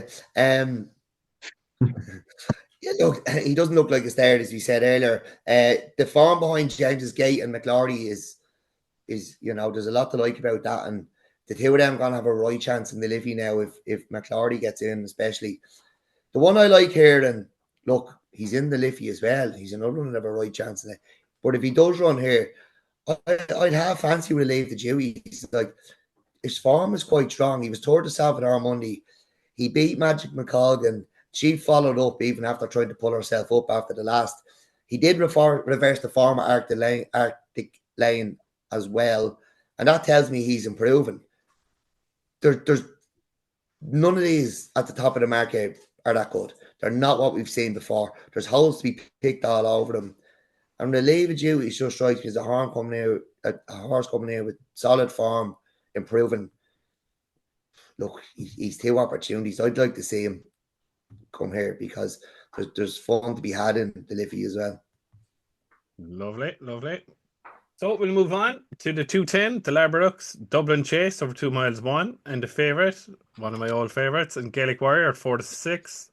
Marie National is 4-1. El Fabiolo is 8. 9 Solness. Quixelios is 20-1. Captain Guinness is 25-1. Scotty, we'll start with you. You're a big Solness fan. Will he keep the form with Gaelic Warrior, or do you fancy anything else in the race? I've got a big fancy for Solness. I've got a real big soft spot for him, Jamie, as you know. But I have a hard spot for him. A soft spot, a hard spot for him. If he wins the champion chase, if he wins the champion chase, I'll have a hard spot for sure because I've backed him at a massive price already. But I don't think he's out of the question, Jamie. I think 9-1 now. I'm going to take a bit of it before declarations. I think he's going to run, so I think he'll be in the 3. Hill would have to freeze over, and you catch me wearing a Leicester shirt to make me back Gaelic Warrior in this race. There's absolutely no chance I'll be backing him. He'd be the layer of the whole weekend for me. I think he has to go up in trip. I'd love to see him in the Ryanair. I think he's a min all over. I think they're wasting their time at 2 miles. He won probably one of the worst arcles we've seen in recent times. Got found out by Ilite Thomas at Punchestown. I just think he's very suspect. And again, the in-play layers would have to go, or not in-play, but if you see him like he did in the parade ring last year at the DRF when he was racing Factor File. You actually came up, Scotty, you'll never forget, you came up to shoot and you said to me, he's as keen as... I won't say. Mate, we were there and we've seen it. It was just ridiculous. And if he does it all over again, you're going to know your fate before they race. But I mean, I know the vibes of El Fabiolo have been terrible. I mean, I think Anthony Bromley, I watched him the other day. He was saying that it's unlikely he's going to run. But if he does turn up, I mean, 8-1's too big to ignore. You'd have to give him a little play on at the price. But do you know what? I'm going to get booed off the screen, apart from my old friend over there in the baseball cap. I think if Marine National, I don't think he's a natural 2-miler, but I just think the ground is going to be good for him. I think he could potentially run a big race here. And I wouldn't be surprised to see him win. I'd love to see him win the race. I'm a massive Marine National fan, not as big as Joe. I was all over him for the Supreme. I just think it's his last chance saloon for him. And if he's ever going to win a Grade 1 over fences, it could be this race. Who rides him? Sean Flanagan this weekend. Should be Sean Flanagan. Is Barry having on and off weekends or? No. So Sean will always ride Marine National. The reason he wanted Finney on William Money was because he rode him all through his bumper career, so he just kept him on the ride for that, basically. Fucking hell! Oh, you didn't hear what I said, Joe. He ran away with him twice. What? He would have. William Money. I was saying William Money will reverse the form with Cowabunga because he was keen right through the race and he suddenly got keener and like look, no disrespect to the jockey, like, but pro hands are better for a reason. And with a good pair of pro hands, I think he settles better and he beats him. Like, well, to be honest, I know you're a mate, Joe, but I don't know what Barry Connell's doing because, like, I don't get that he rode him in his bumper. So, like, that's great. He's a bumper jockey. He's an amateur. He hasn't turned pro for a reason. Get a pro on him. Let's win some races. Like, but Sean will be back this weekend. Yeah, he's riding Marine. Yeah, 100%. He's riding Marine. Yeah, it was literally the case. Again, I don't disagree with what you're saying, like, at all, Dec. Honestly, I don't. I'm literally just saying that was Twitter had made an uproar about it. Rightly so, wrongly so, whatever. It's completely up to everyone. But the reason Barry gave was that he kept Finney on William Money because he rode him through all of his bumper career. And look, you're probably right. He probably does need a bit of pro hands. And it's weird because William Money's so relaxed. 100%. Like, he ran away with him twice. And I don't mean any disrespect to McGuire. I think he's a fine jockey. But, Sean Flanagan has one of the best pair of hands in the business. Like, there's times you'd see, like, I remember when he took over from Paul Carberry at No Mead, and you were going, Jesus, is that Paul Carberry? Like, he's a lovely pair of hands. And I just think the trainer makes some strange decisions at times. And, you know, with horses, the next opportunity might be your last opportunity because they're fragile. You shouldn't really prick around with them, because the next race, look, I know we love to see one stop and you know, you plot one and stuff, but that's not what's happening with this fella. You know, he's there to win every race he's ever going to run in. He's a really, really nice horse. And, you know, the good jockey, the pro jockey should be on him, educating the horse, getting him to settle, you know, teaching him how to race and what to do in a race. And I just thought, look, fair play to him, sticking by the lad who rode him in his bumpers, but come on, for fuck's sake. No, I don't disagree. I don't disagree at all. No, I'm not arguing with you. I'm just... No, I know. Yeah, sure. I mean, look, it's weird because William Money is generally a really relaxed horse at home, and he was in his bumpers as well, which is why he could use that turn of foot. So why he's come out and been extremely keen from start to finish in both races is beyond me and beyond my expertise. But look, maybe Sean will get his chance sooner or later, and we might see a different result, because he's doing himself no favors on a racetrack at the moment. Right, Joe. We'll move on. Come on, sell us. Will he win? The ground is in his favour. I don't know if he's going to win. Of course, I'm going to be more happy than anyone if he does. And the only thing in his defence is people forget he's only had 4 chase starts at the moment. And give him his credit, this year he has improved from his first start to his second. He certainly seemed to be more confident this time. He jumped a lot better. But look, we've got yielding ground, probably going to be soft on the day, are we? The quicker, the better for him. You think it'd be good ground, do you? I think it'll be yielding ground, and I think it'll be good yielding on the day. I do, because it's going to dry out. They might water. They could water it, and I hope they don't water, because it'll suit Marine National down to the ground to me. Sure. I mean, look, the faster the ground, the better his chances. He's by French Navy, and he sort of inherited all that speed. But look, there's no excuses for him. I'm not here to make excuses. I'd love to see him win here and chuck his name into the ring for the champion chase. I am, of course, biased, and I'm never going to give up on him. I get very attached to certain horses, and he's one of my favourite, if not my all-time favourite horse. Like I just love him to bits, and I'd love him to prove a few people wrong, really. He definitely looks like he's lost a little bit of that spark to me from his hurdles days. I won't disagree there. And if he was mine, I'd have loved him to stay over hurdles, because I think he would have won the champion hurdle last year. But since he's gone chasing, his zest doesn't seem to quite be there, and it seems to be quite a lot of effort for him to jump a fence as well, and perhaps that's taken a bit of his finishing speed out as well, because I don't care what anyone says, he is a rapid horse. He's just not really given the opportunity to do it so far.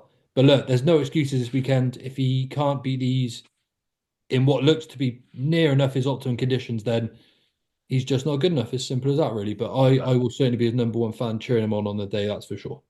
I think, Joe, the missing, like Dec said with Barry Connell there, he hasn't got an owner to talk to turn and say, look, I want to do this. He's doing 2 jobs in one. Marine National, when he won his beginner's chase over the course and distance, he made the running, and he jumped pretty well that day. They tried he was brilliant. They tried to hold him up the last couple of runs, meaning in 3rd, 4th place. Just go out and make the bloody running with him. Make sure he jumps the first 2 and he gets into a good rhythm. He's got every chance. He's got the speed to see these off. I just think it's just shite tactics, I think, to be honest. The last couple of times he's been over fences. Go out and make the bloody running with him. Yeah, I mean, look, if he did go out in front, I'd love to see it, because play the whole catch me if you can role. Like I said, his cruising speed is high. Look, I think Al Fabiolo is going to run it, by the way. Willie Mullen seemed keen. I know Munir and Swade weren't too optimistic, if you like, but boys, I'd just erupt if he wins this. I'll be having a right old time in the kitchen after if he wins this. I really will. I absolutely take all the clothes off, Joe. Run around. Yeah, exactly. I absolutely totally in agreement with Joe here. I will be all over. I don't care what they're saying about El Fabiolo. 8-1 to find out. I will be all over it each way. I'll be all over it each way. I don't care what they're saying about him. He's ready to go. Run? Is he back? Yeah. Look, if he's back and if he runs, I'm all over him. 8-1 to find out after a horse that was 1-4 in a Queen Mother and absolutely hosed up in this race last year. If there's one place he's going to beat the captain, it's here, because it won't be in March. Captain, God, no. But no, look, I'm obviously, and I've been harping on all year that I'm Gaelic Warrior's biggest fan. I don't care if he wins here, and I don't care if he falls out the back of the telly. The day is the Queen Mother Championships, and that's me. Go on, so Declan. Tell us we're all talking nonsense. Captain Guinness No, 25-1 on better no, ground. Solness Captain at 9-1. Put you hard on. Come on, tell us who wins. Captain Guinness wouldn't get this trip in a horse box, That's but the thing. Yeah, that's the thing. I agree. you know, just having another bet on them for the Queen Mother now, before, during, after this. Look, Solness, I've been saying for a long time, he developed into a grade 1 chaser, and he got his grade 1 the last day. He's only 7. He's improving. The better ground, you know, gets the best out of him. Probably didn't enjoy Sandown at all.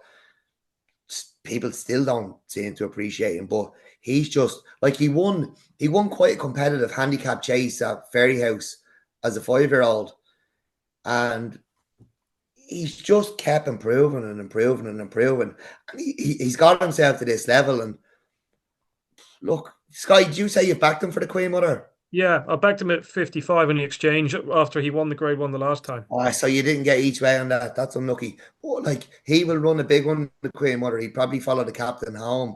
He'd be closing on him to the line, or he'd probably try make it, actually, William. Captain Guinness is just down for a turn of 40 steps, treading water just before the line. But I can see him winning this again, because we are not living, you know, this is not a vintage field. There's a lot of hype horses in here. You know, El Fabiolo, I never thought he was quick enough for 2 miles. 2 miles 1 is fine. You know, if he's against 2 milers or horses who are gagging for the line over 2 miles but very, very fast, he'd probably beat them over this trip. Gaelic Warrior, I just can't take to him. Marine National, maybe he's just not as good as we all thought, and he has had his issues. There's no two ways about it. I was very impressed with him in his Supreme, but he's had his issues, and they're possibly have left a mark on him, or maybe he's just not as good as we all thought.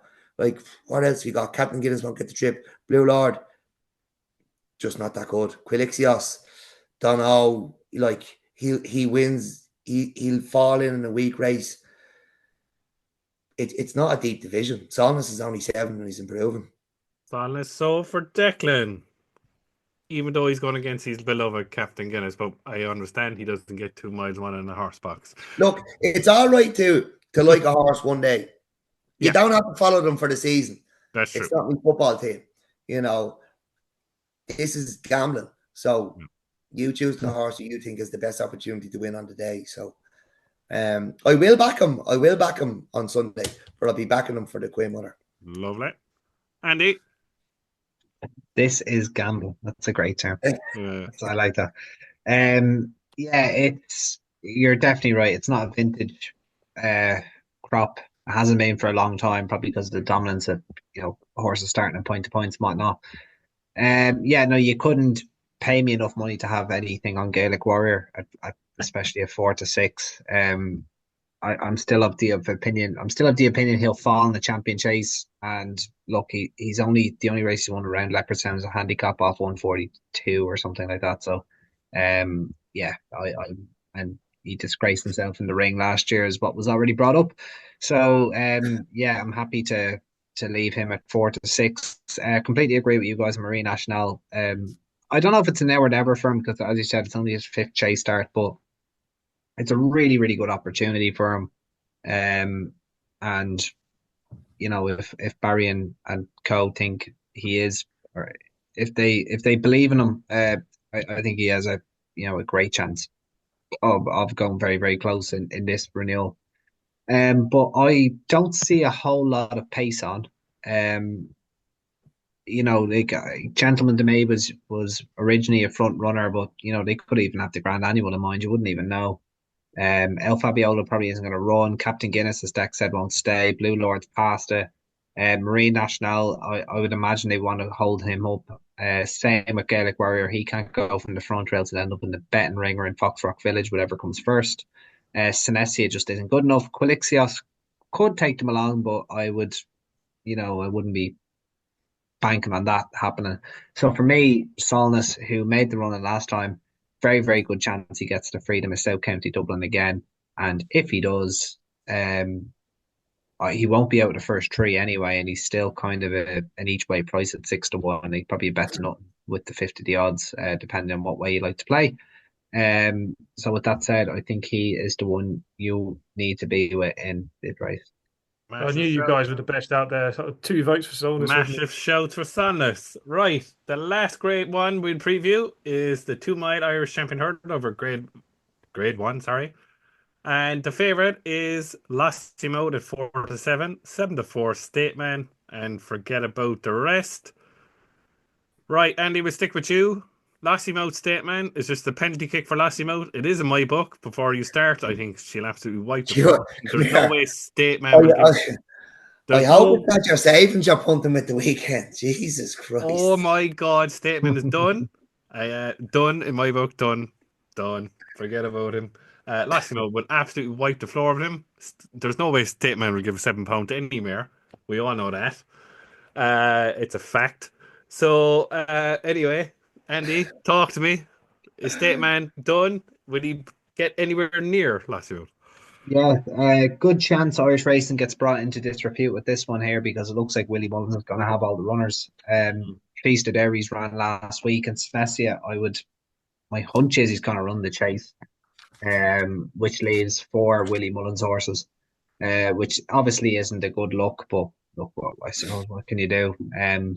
It's disappointing, isn't it? Like, it's I agree with that. and you're going to get an article or people complaining about it. I'm surprised that it hasn't kind of been mentioned already yet. But it doesn't look good, does it really? It's all right for Galopin Deschamps to scare them all off, but it's not all right for Stateman to scare them all off. It's not even scaring them off. We're not breeding hurdlers. We're breeding horses to run and point to points, so we can sell them for loads of money. And this is why the 2 mile divisions are in a sorry state, but the hurling division in particular. Well, we're not breeding horses for Willie Mullins to exclusively train them, though, is what I'm kind of saying. So it's a pity. But look, what can you do? Look, I was bitterly disappointed with Stateman last time out. I'm not sure if he was just having an off day.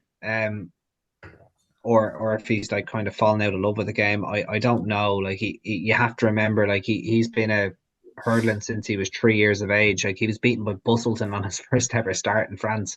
He has been around for quite a while, despite him only being 8. So, that has to kind of linger in the back of your mind. Lossymouth, not proven at the minimum distance in open company, but her run behind Constitution Hill was still adequate enough. It's still the best form on offer this season. And at 8-15, she is probably the right favourite. I'm just kind of interested to see who rides the one Paul doesn't. Surely it's going to be. I'd like to think it's going to be Danny Mullins, but I could be wrong. Yeah, I'm not. Yeah, I'm not going to get into that, but hopefully it's Danny Mullins. Winter Fog. Look, an 11-year-old now rated 150. He'll be getting vertigo off that rating, and Daddy Longlegs needs a road. So I think Lossymouth to go and win this, and hopefully she goes straight to the champion hurdle and gives it a good go, and Stateman will go as well. But I think Lossymouth's the one you want to be with here. Joe. Yeah, I think it's going to be a lot closer than what people are giving it credit for. To be honest, actually, I think you could put a line through the run of Stateman the last day. You can't say that was the true Stateman, and I wouldn't ever write a horse off just for the one run.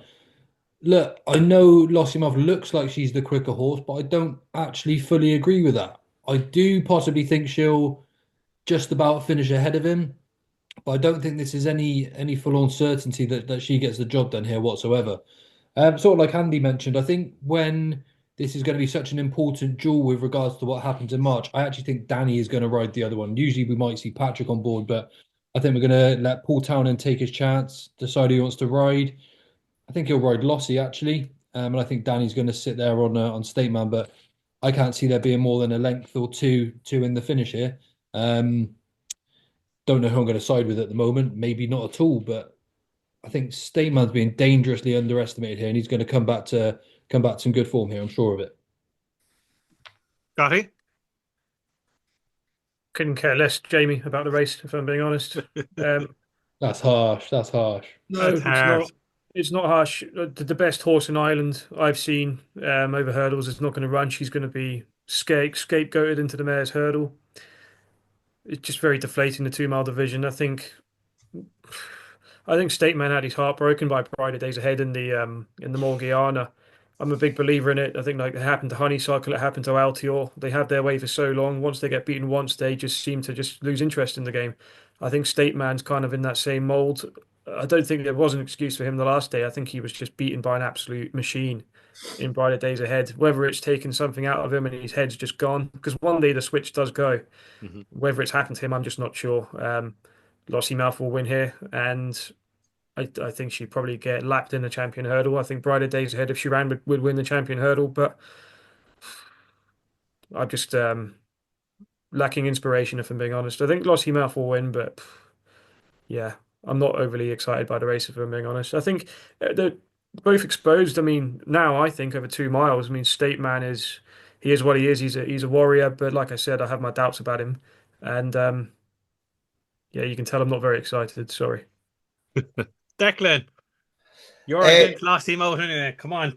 Tell us t- tell us about Statement. Come on. Tell us how he's going to beat the mare. All right. Well, 2 runs ago, we headed her after the last, and she'd race fitness on her side. And look, it was his first run of the season. He's a bit older. He's entitled to need it more than ever. But he did head her that day. Probably took a blow and stayed on to be beaten 3/4 of a length or something like that. The last day, like we talked about Henry's horses having leprosy recently. Like Willie's, I don't know, they have a bowler or something over Christmas. But like they weren't running well. There's no two ways about it. They weren't running well until it was the 28th. K. Dottie stayed on to run well. We've questioned that form. Gallopin was the only real shining star probably from Willie Stable at Christmas. So it's not like Stateman went with Brighter Days Ahead and was beaten by Winter Fog.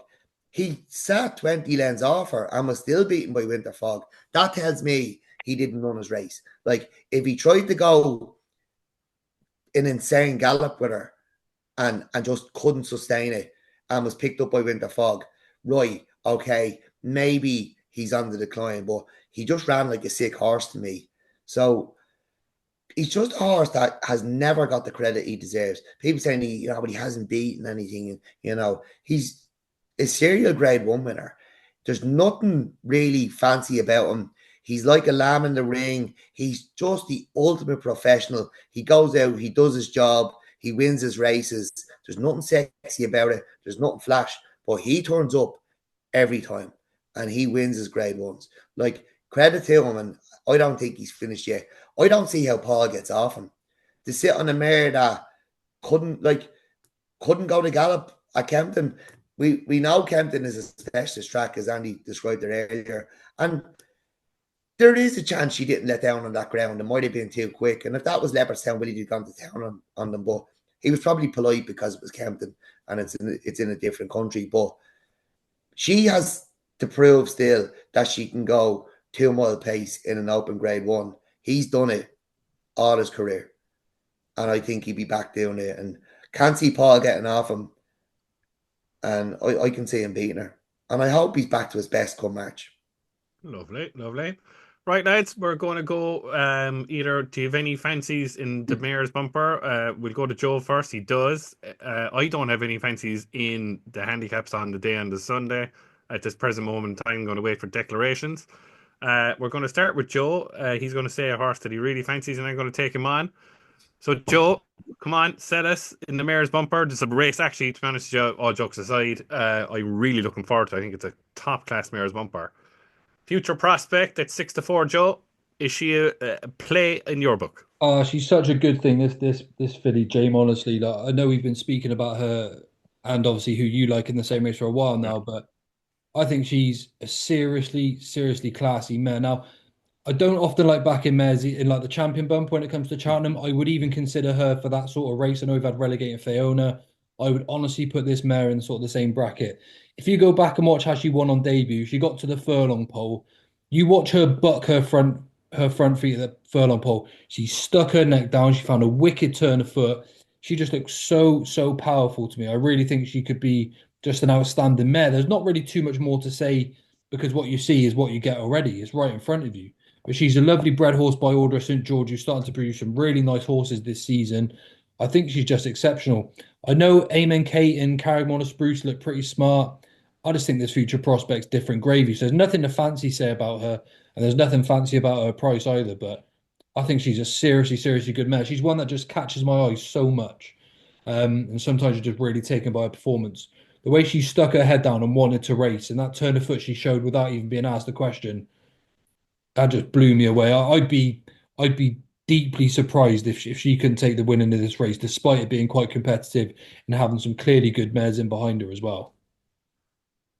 Yeah, I'm going to take it on, Joe, and hopefully a fella who trains up the road for me, Tommy Cooper, literally 5 minutes from my house, and hopefully go back to the glory days of Total Enjoyment, who won the 2004 Cheltenham Bumper as a mare, and of course for Paddy Plaster, who won an Arkle.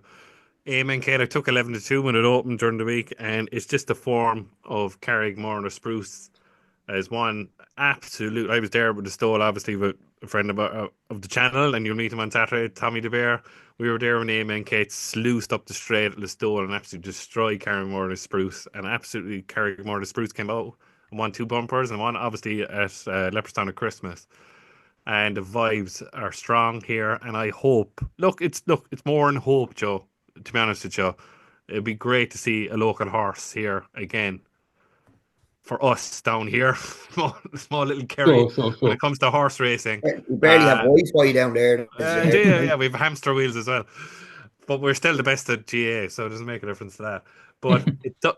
But all jokes aside, no, I really hope she wins, and she was really impressive with Patrick Board. Hopefully, we'll get a bit Derek O'Connor to take on future prospect with Amen Kate, and I backed Amen Kate each way, and I hope she wins.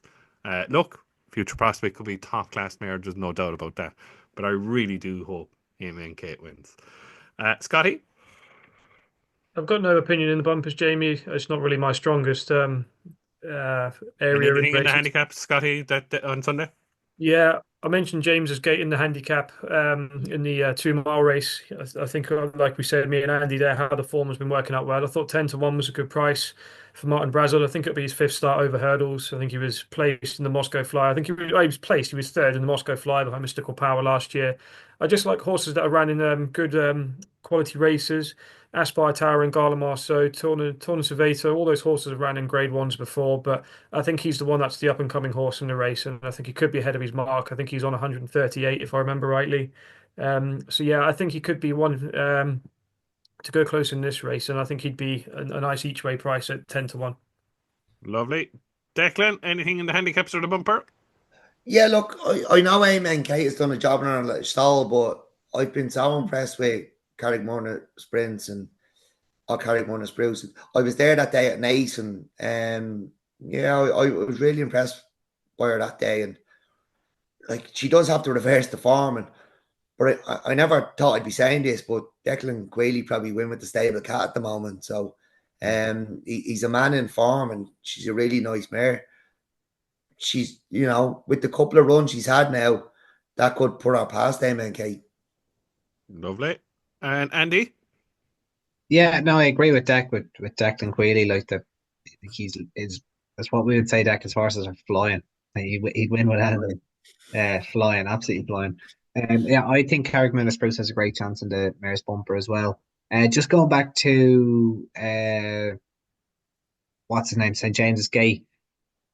My only worry about him is he does look like one that was very short on my list for the Liffey as well. But Martin Brassel has used this race to prep an epic song and fast or slow for the Coral Cup. So if you are backing him in the Liffey, which I wouldn't recommend against, if he runs an eye catcher just as fast as he can, back him for the Coral Cup is what I'd say, because I'd imagine, given that Ballymore were originally sponsoring that Wednesday opener, the novice hurdle, And Martin Brassel's probably pissed off that he somehow managed to get Faster Slow and an Epic Song beaten in that Coral Cup. I'd say it's a vendetta against trying to win that race. So yeah, he's definitely an interesting runner. I will have a few for the handicaps, but again, like the lads, I'm waiting for declarations. But I do fully agree with Dec. I think that mare for Declan Queally, Carolina Spruce, she'll take a fair bit of whack. And I think in the mare's bumper, I think she's improved immensely since her debut at the stall. Lovely. So, lads, before we leave you, the nap of the whole weekend. Andy, we'll stick with you. Thank you very much. Well, like to be honest with you, I'd nearly say Django Bay at Sandown. Django Bay at Sandown in the Silly Oils. I will be backing him, and the other reason I'm saying that is because I won't get to say it on tap because we don't cover English racing. So a little bonus for you there. My nap for Saturday, or well, my best bet right now for Saturday, outside of the handicaps of what I mentioned. Look, I do really like Midnight It Is, but I am pretty keen on Sounds Victorious in the Golden Signet, so I'll stick with him. And Sunday, I'm finding that little bit harder right now, to be honest with you. I might have something for the Liffey depending on declarations, but I really like the odds of joystick each way in the 2 mile novice hurdle, so I'm going to stick with him. And if he can make all the running or be prominent, I don't think there'd be I don't think there'd be 3 horses better than him. I think if you back him each way, you'll get paid. Lovely. I'm with you, Andy. The nap of the whole weekend is in the Scilly Isles in Django Bay, and the nap of the whole weekend of the Dublin Racing Festival for me is Kopek the board. Joe, tell us who's the nap of the weekend. Yeah, look, I mean, my next best, first of all, is going to be St. Lucian, the Spring Juvenile. I think she's actually going to be a class above these. And then my nap is in the final race of the meeting, Future Prospect. I think she's going to be pretty damn special. Declan. Yeah, look, I'm struggling to finalise things at the moment without declarations, and I haven't really got stuck into the handicaps yet. So my opinion will probably change by the time we do tap 90 and 91 tomorrow night. But look, I'm obviously very, very keen on He Can't Dance in the bumper. He's probably the best bumper horse in the country, in my opinion. But look, we still don't know if he's going to run. And I agree with Joe and saying St. Lucie, and that would be purely on being there and seeing her on the day. She was very, very impressive. So the two of them. Lovely. And Scotty, to finalise the day? Yeah, I'll give you one from each day and an each way double. If Blow Devassi runs in the first race and Nathaniel and Lacey, I'd be very keen on him. But yeah, Solness in the Dublin Chase, I think is a cracking bet each way, and he won't be out of the free. Lovely. That's the wrap up, lads. We kept it under 2 hours. Fantastic job. And Good job. 5 of us. And thank you, lads. Always a pleasure to have Andy and Declan on. And will you follow them, please, on Twitter and follow them and subscribe to their channel. Take a pull podcast, tap, as they call it. Lads, thanks very much again for having me on. Thanks, and lads, we appreciate Thank your you, time. Jamie. I And appreciate you having us on. we'll see you for a pint the weekend, hopefully. Absolutely. Absolutely. Watch rugby together, maybe. Yeah, when we beat the If English. I won't be watching that show either. And obviously, to my 2 wingmen, I couldn't do it without him. Joe, we will see you on Saturday morning.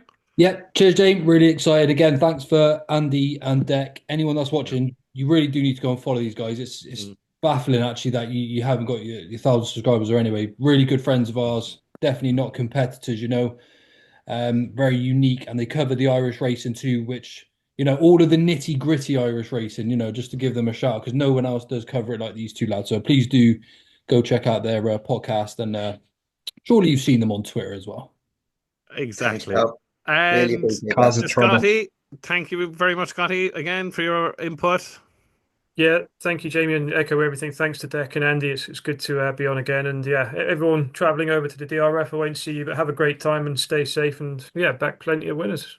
And lads, finally, we're sponsored by Oddschecker, and absolutely don't hesitate to come up to me, Joe, Declan, Andy, Liam, the whole lads of the Cheltenham Exchange, all of us, to say hello.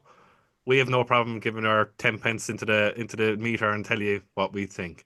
Right, we'll wrap it up, and we will see you again next week.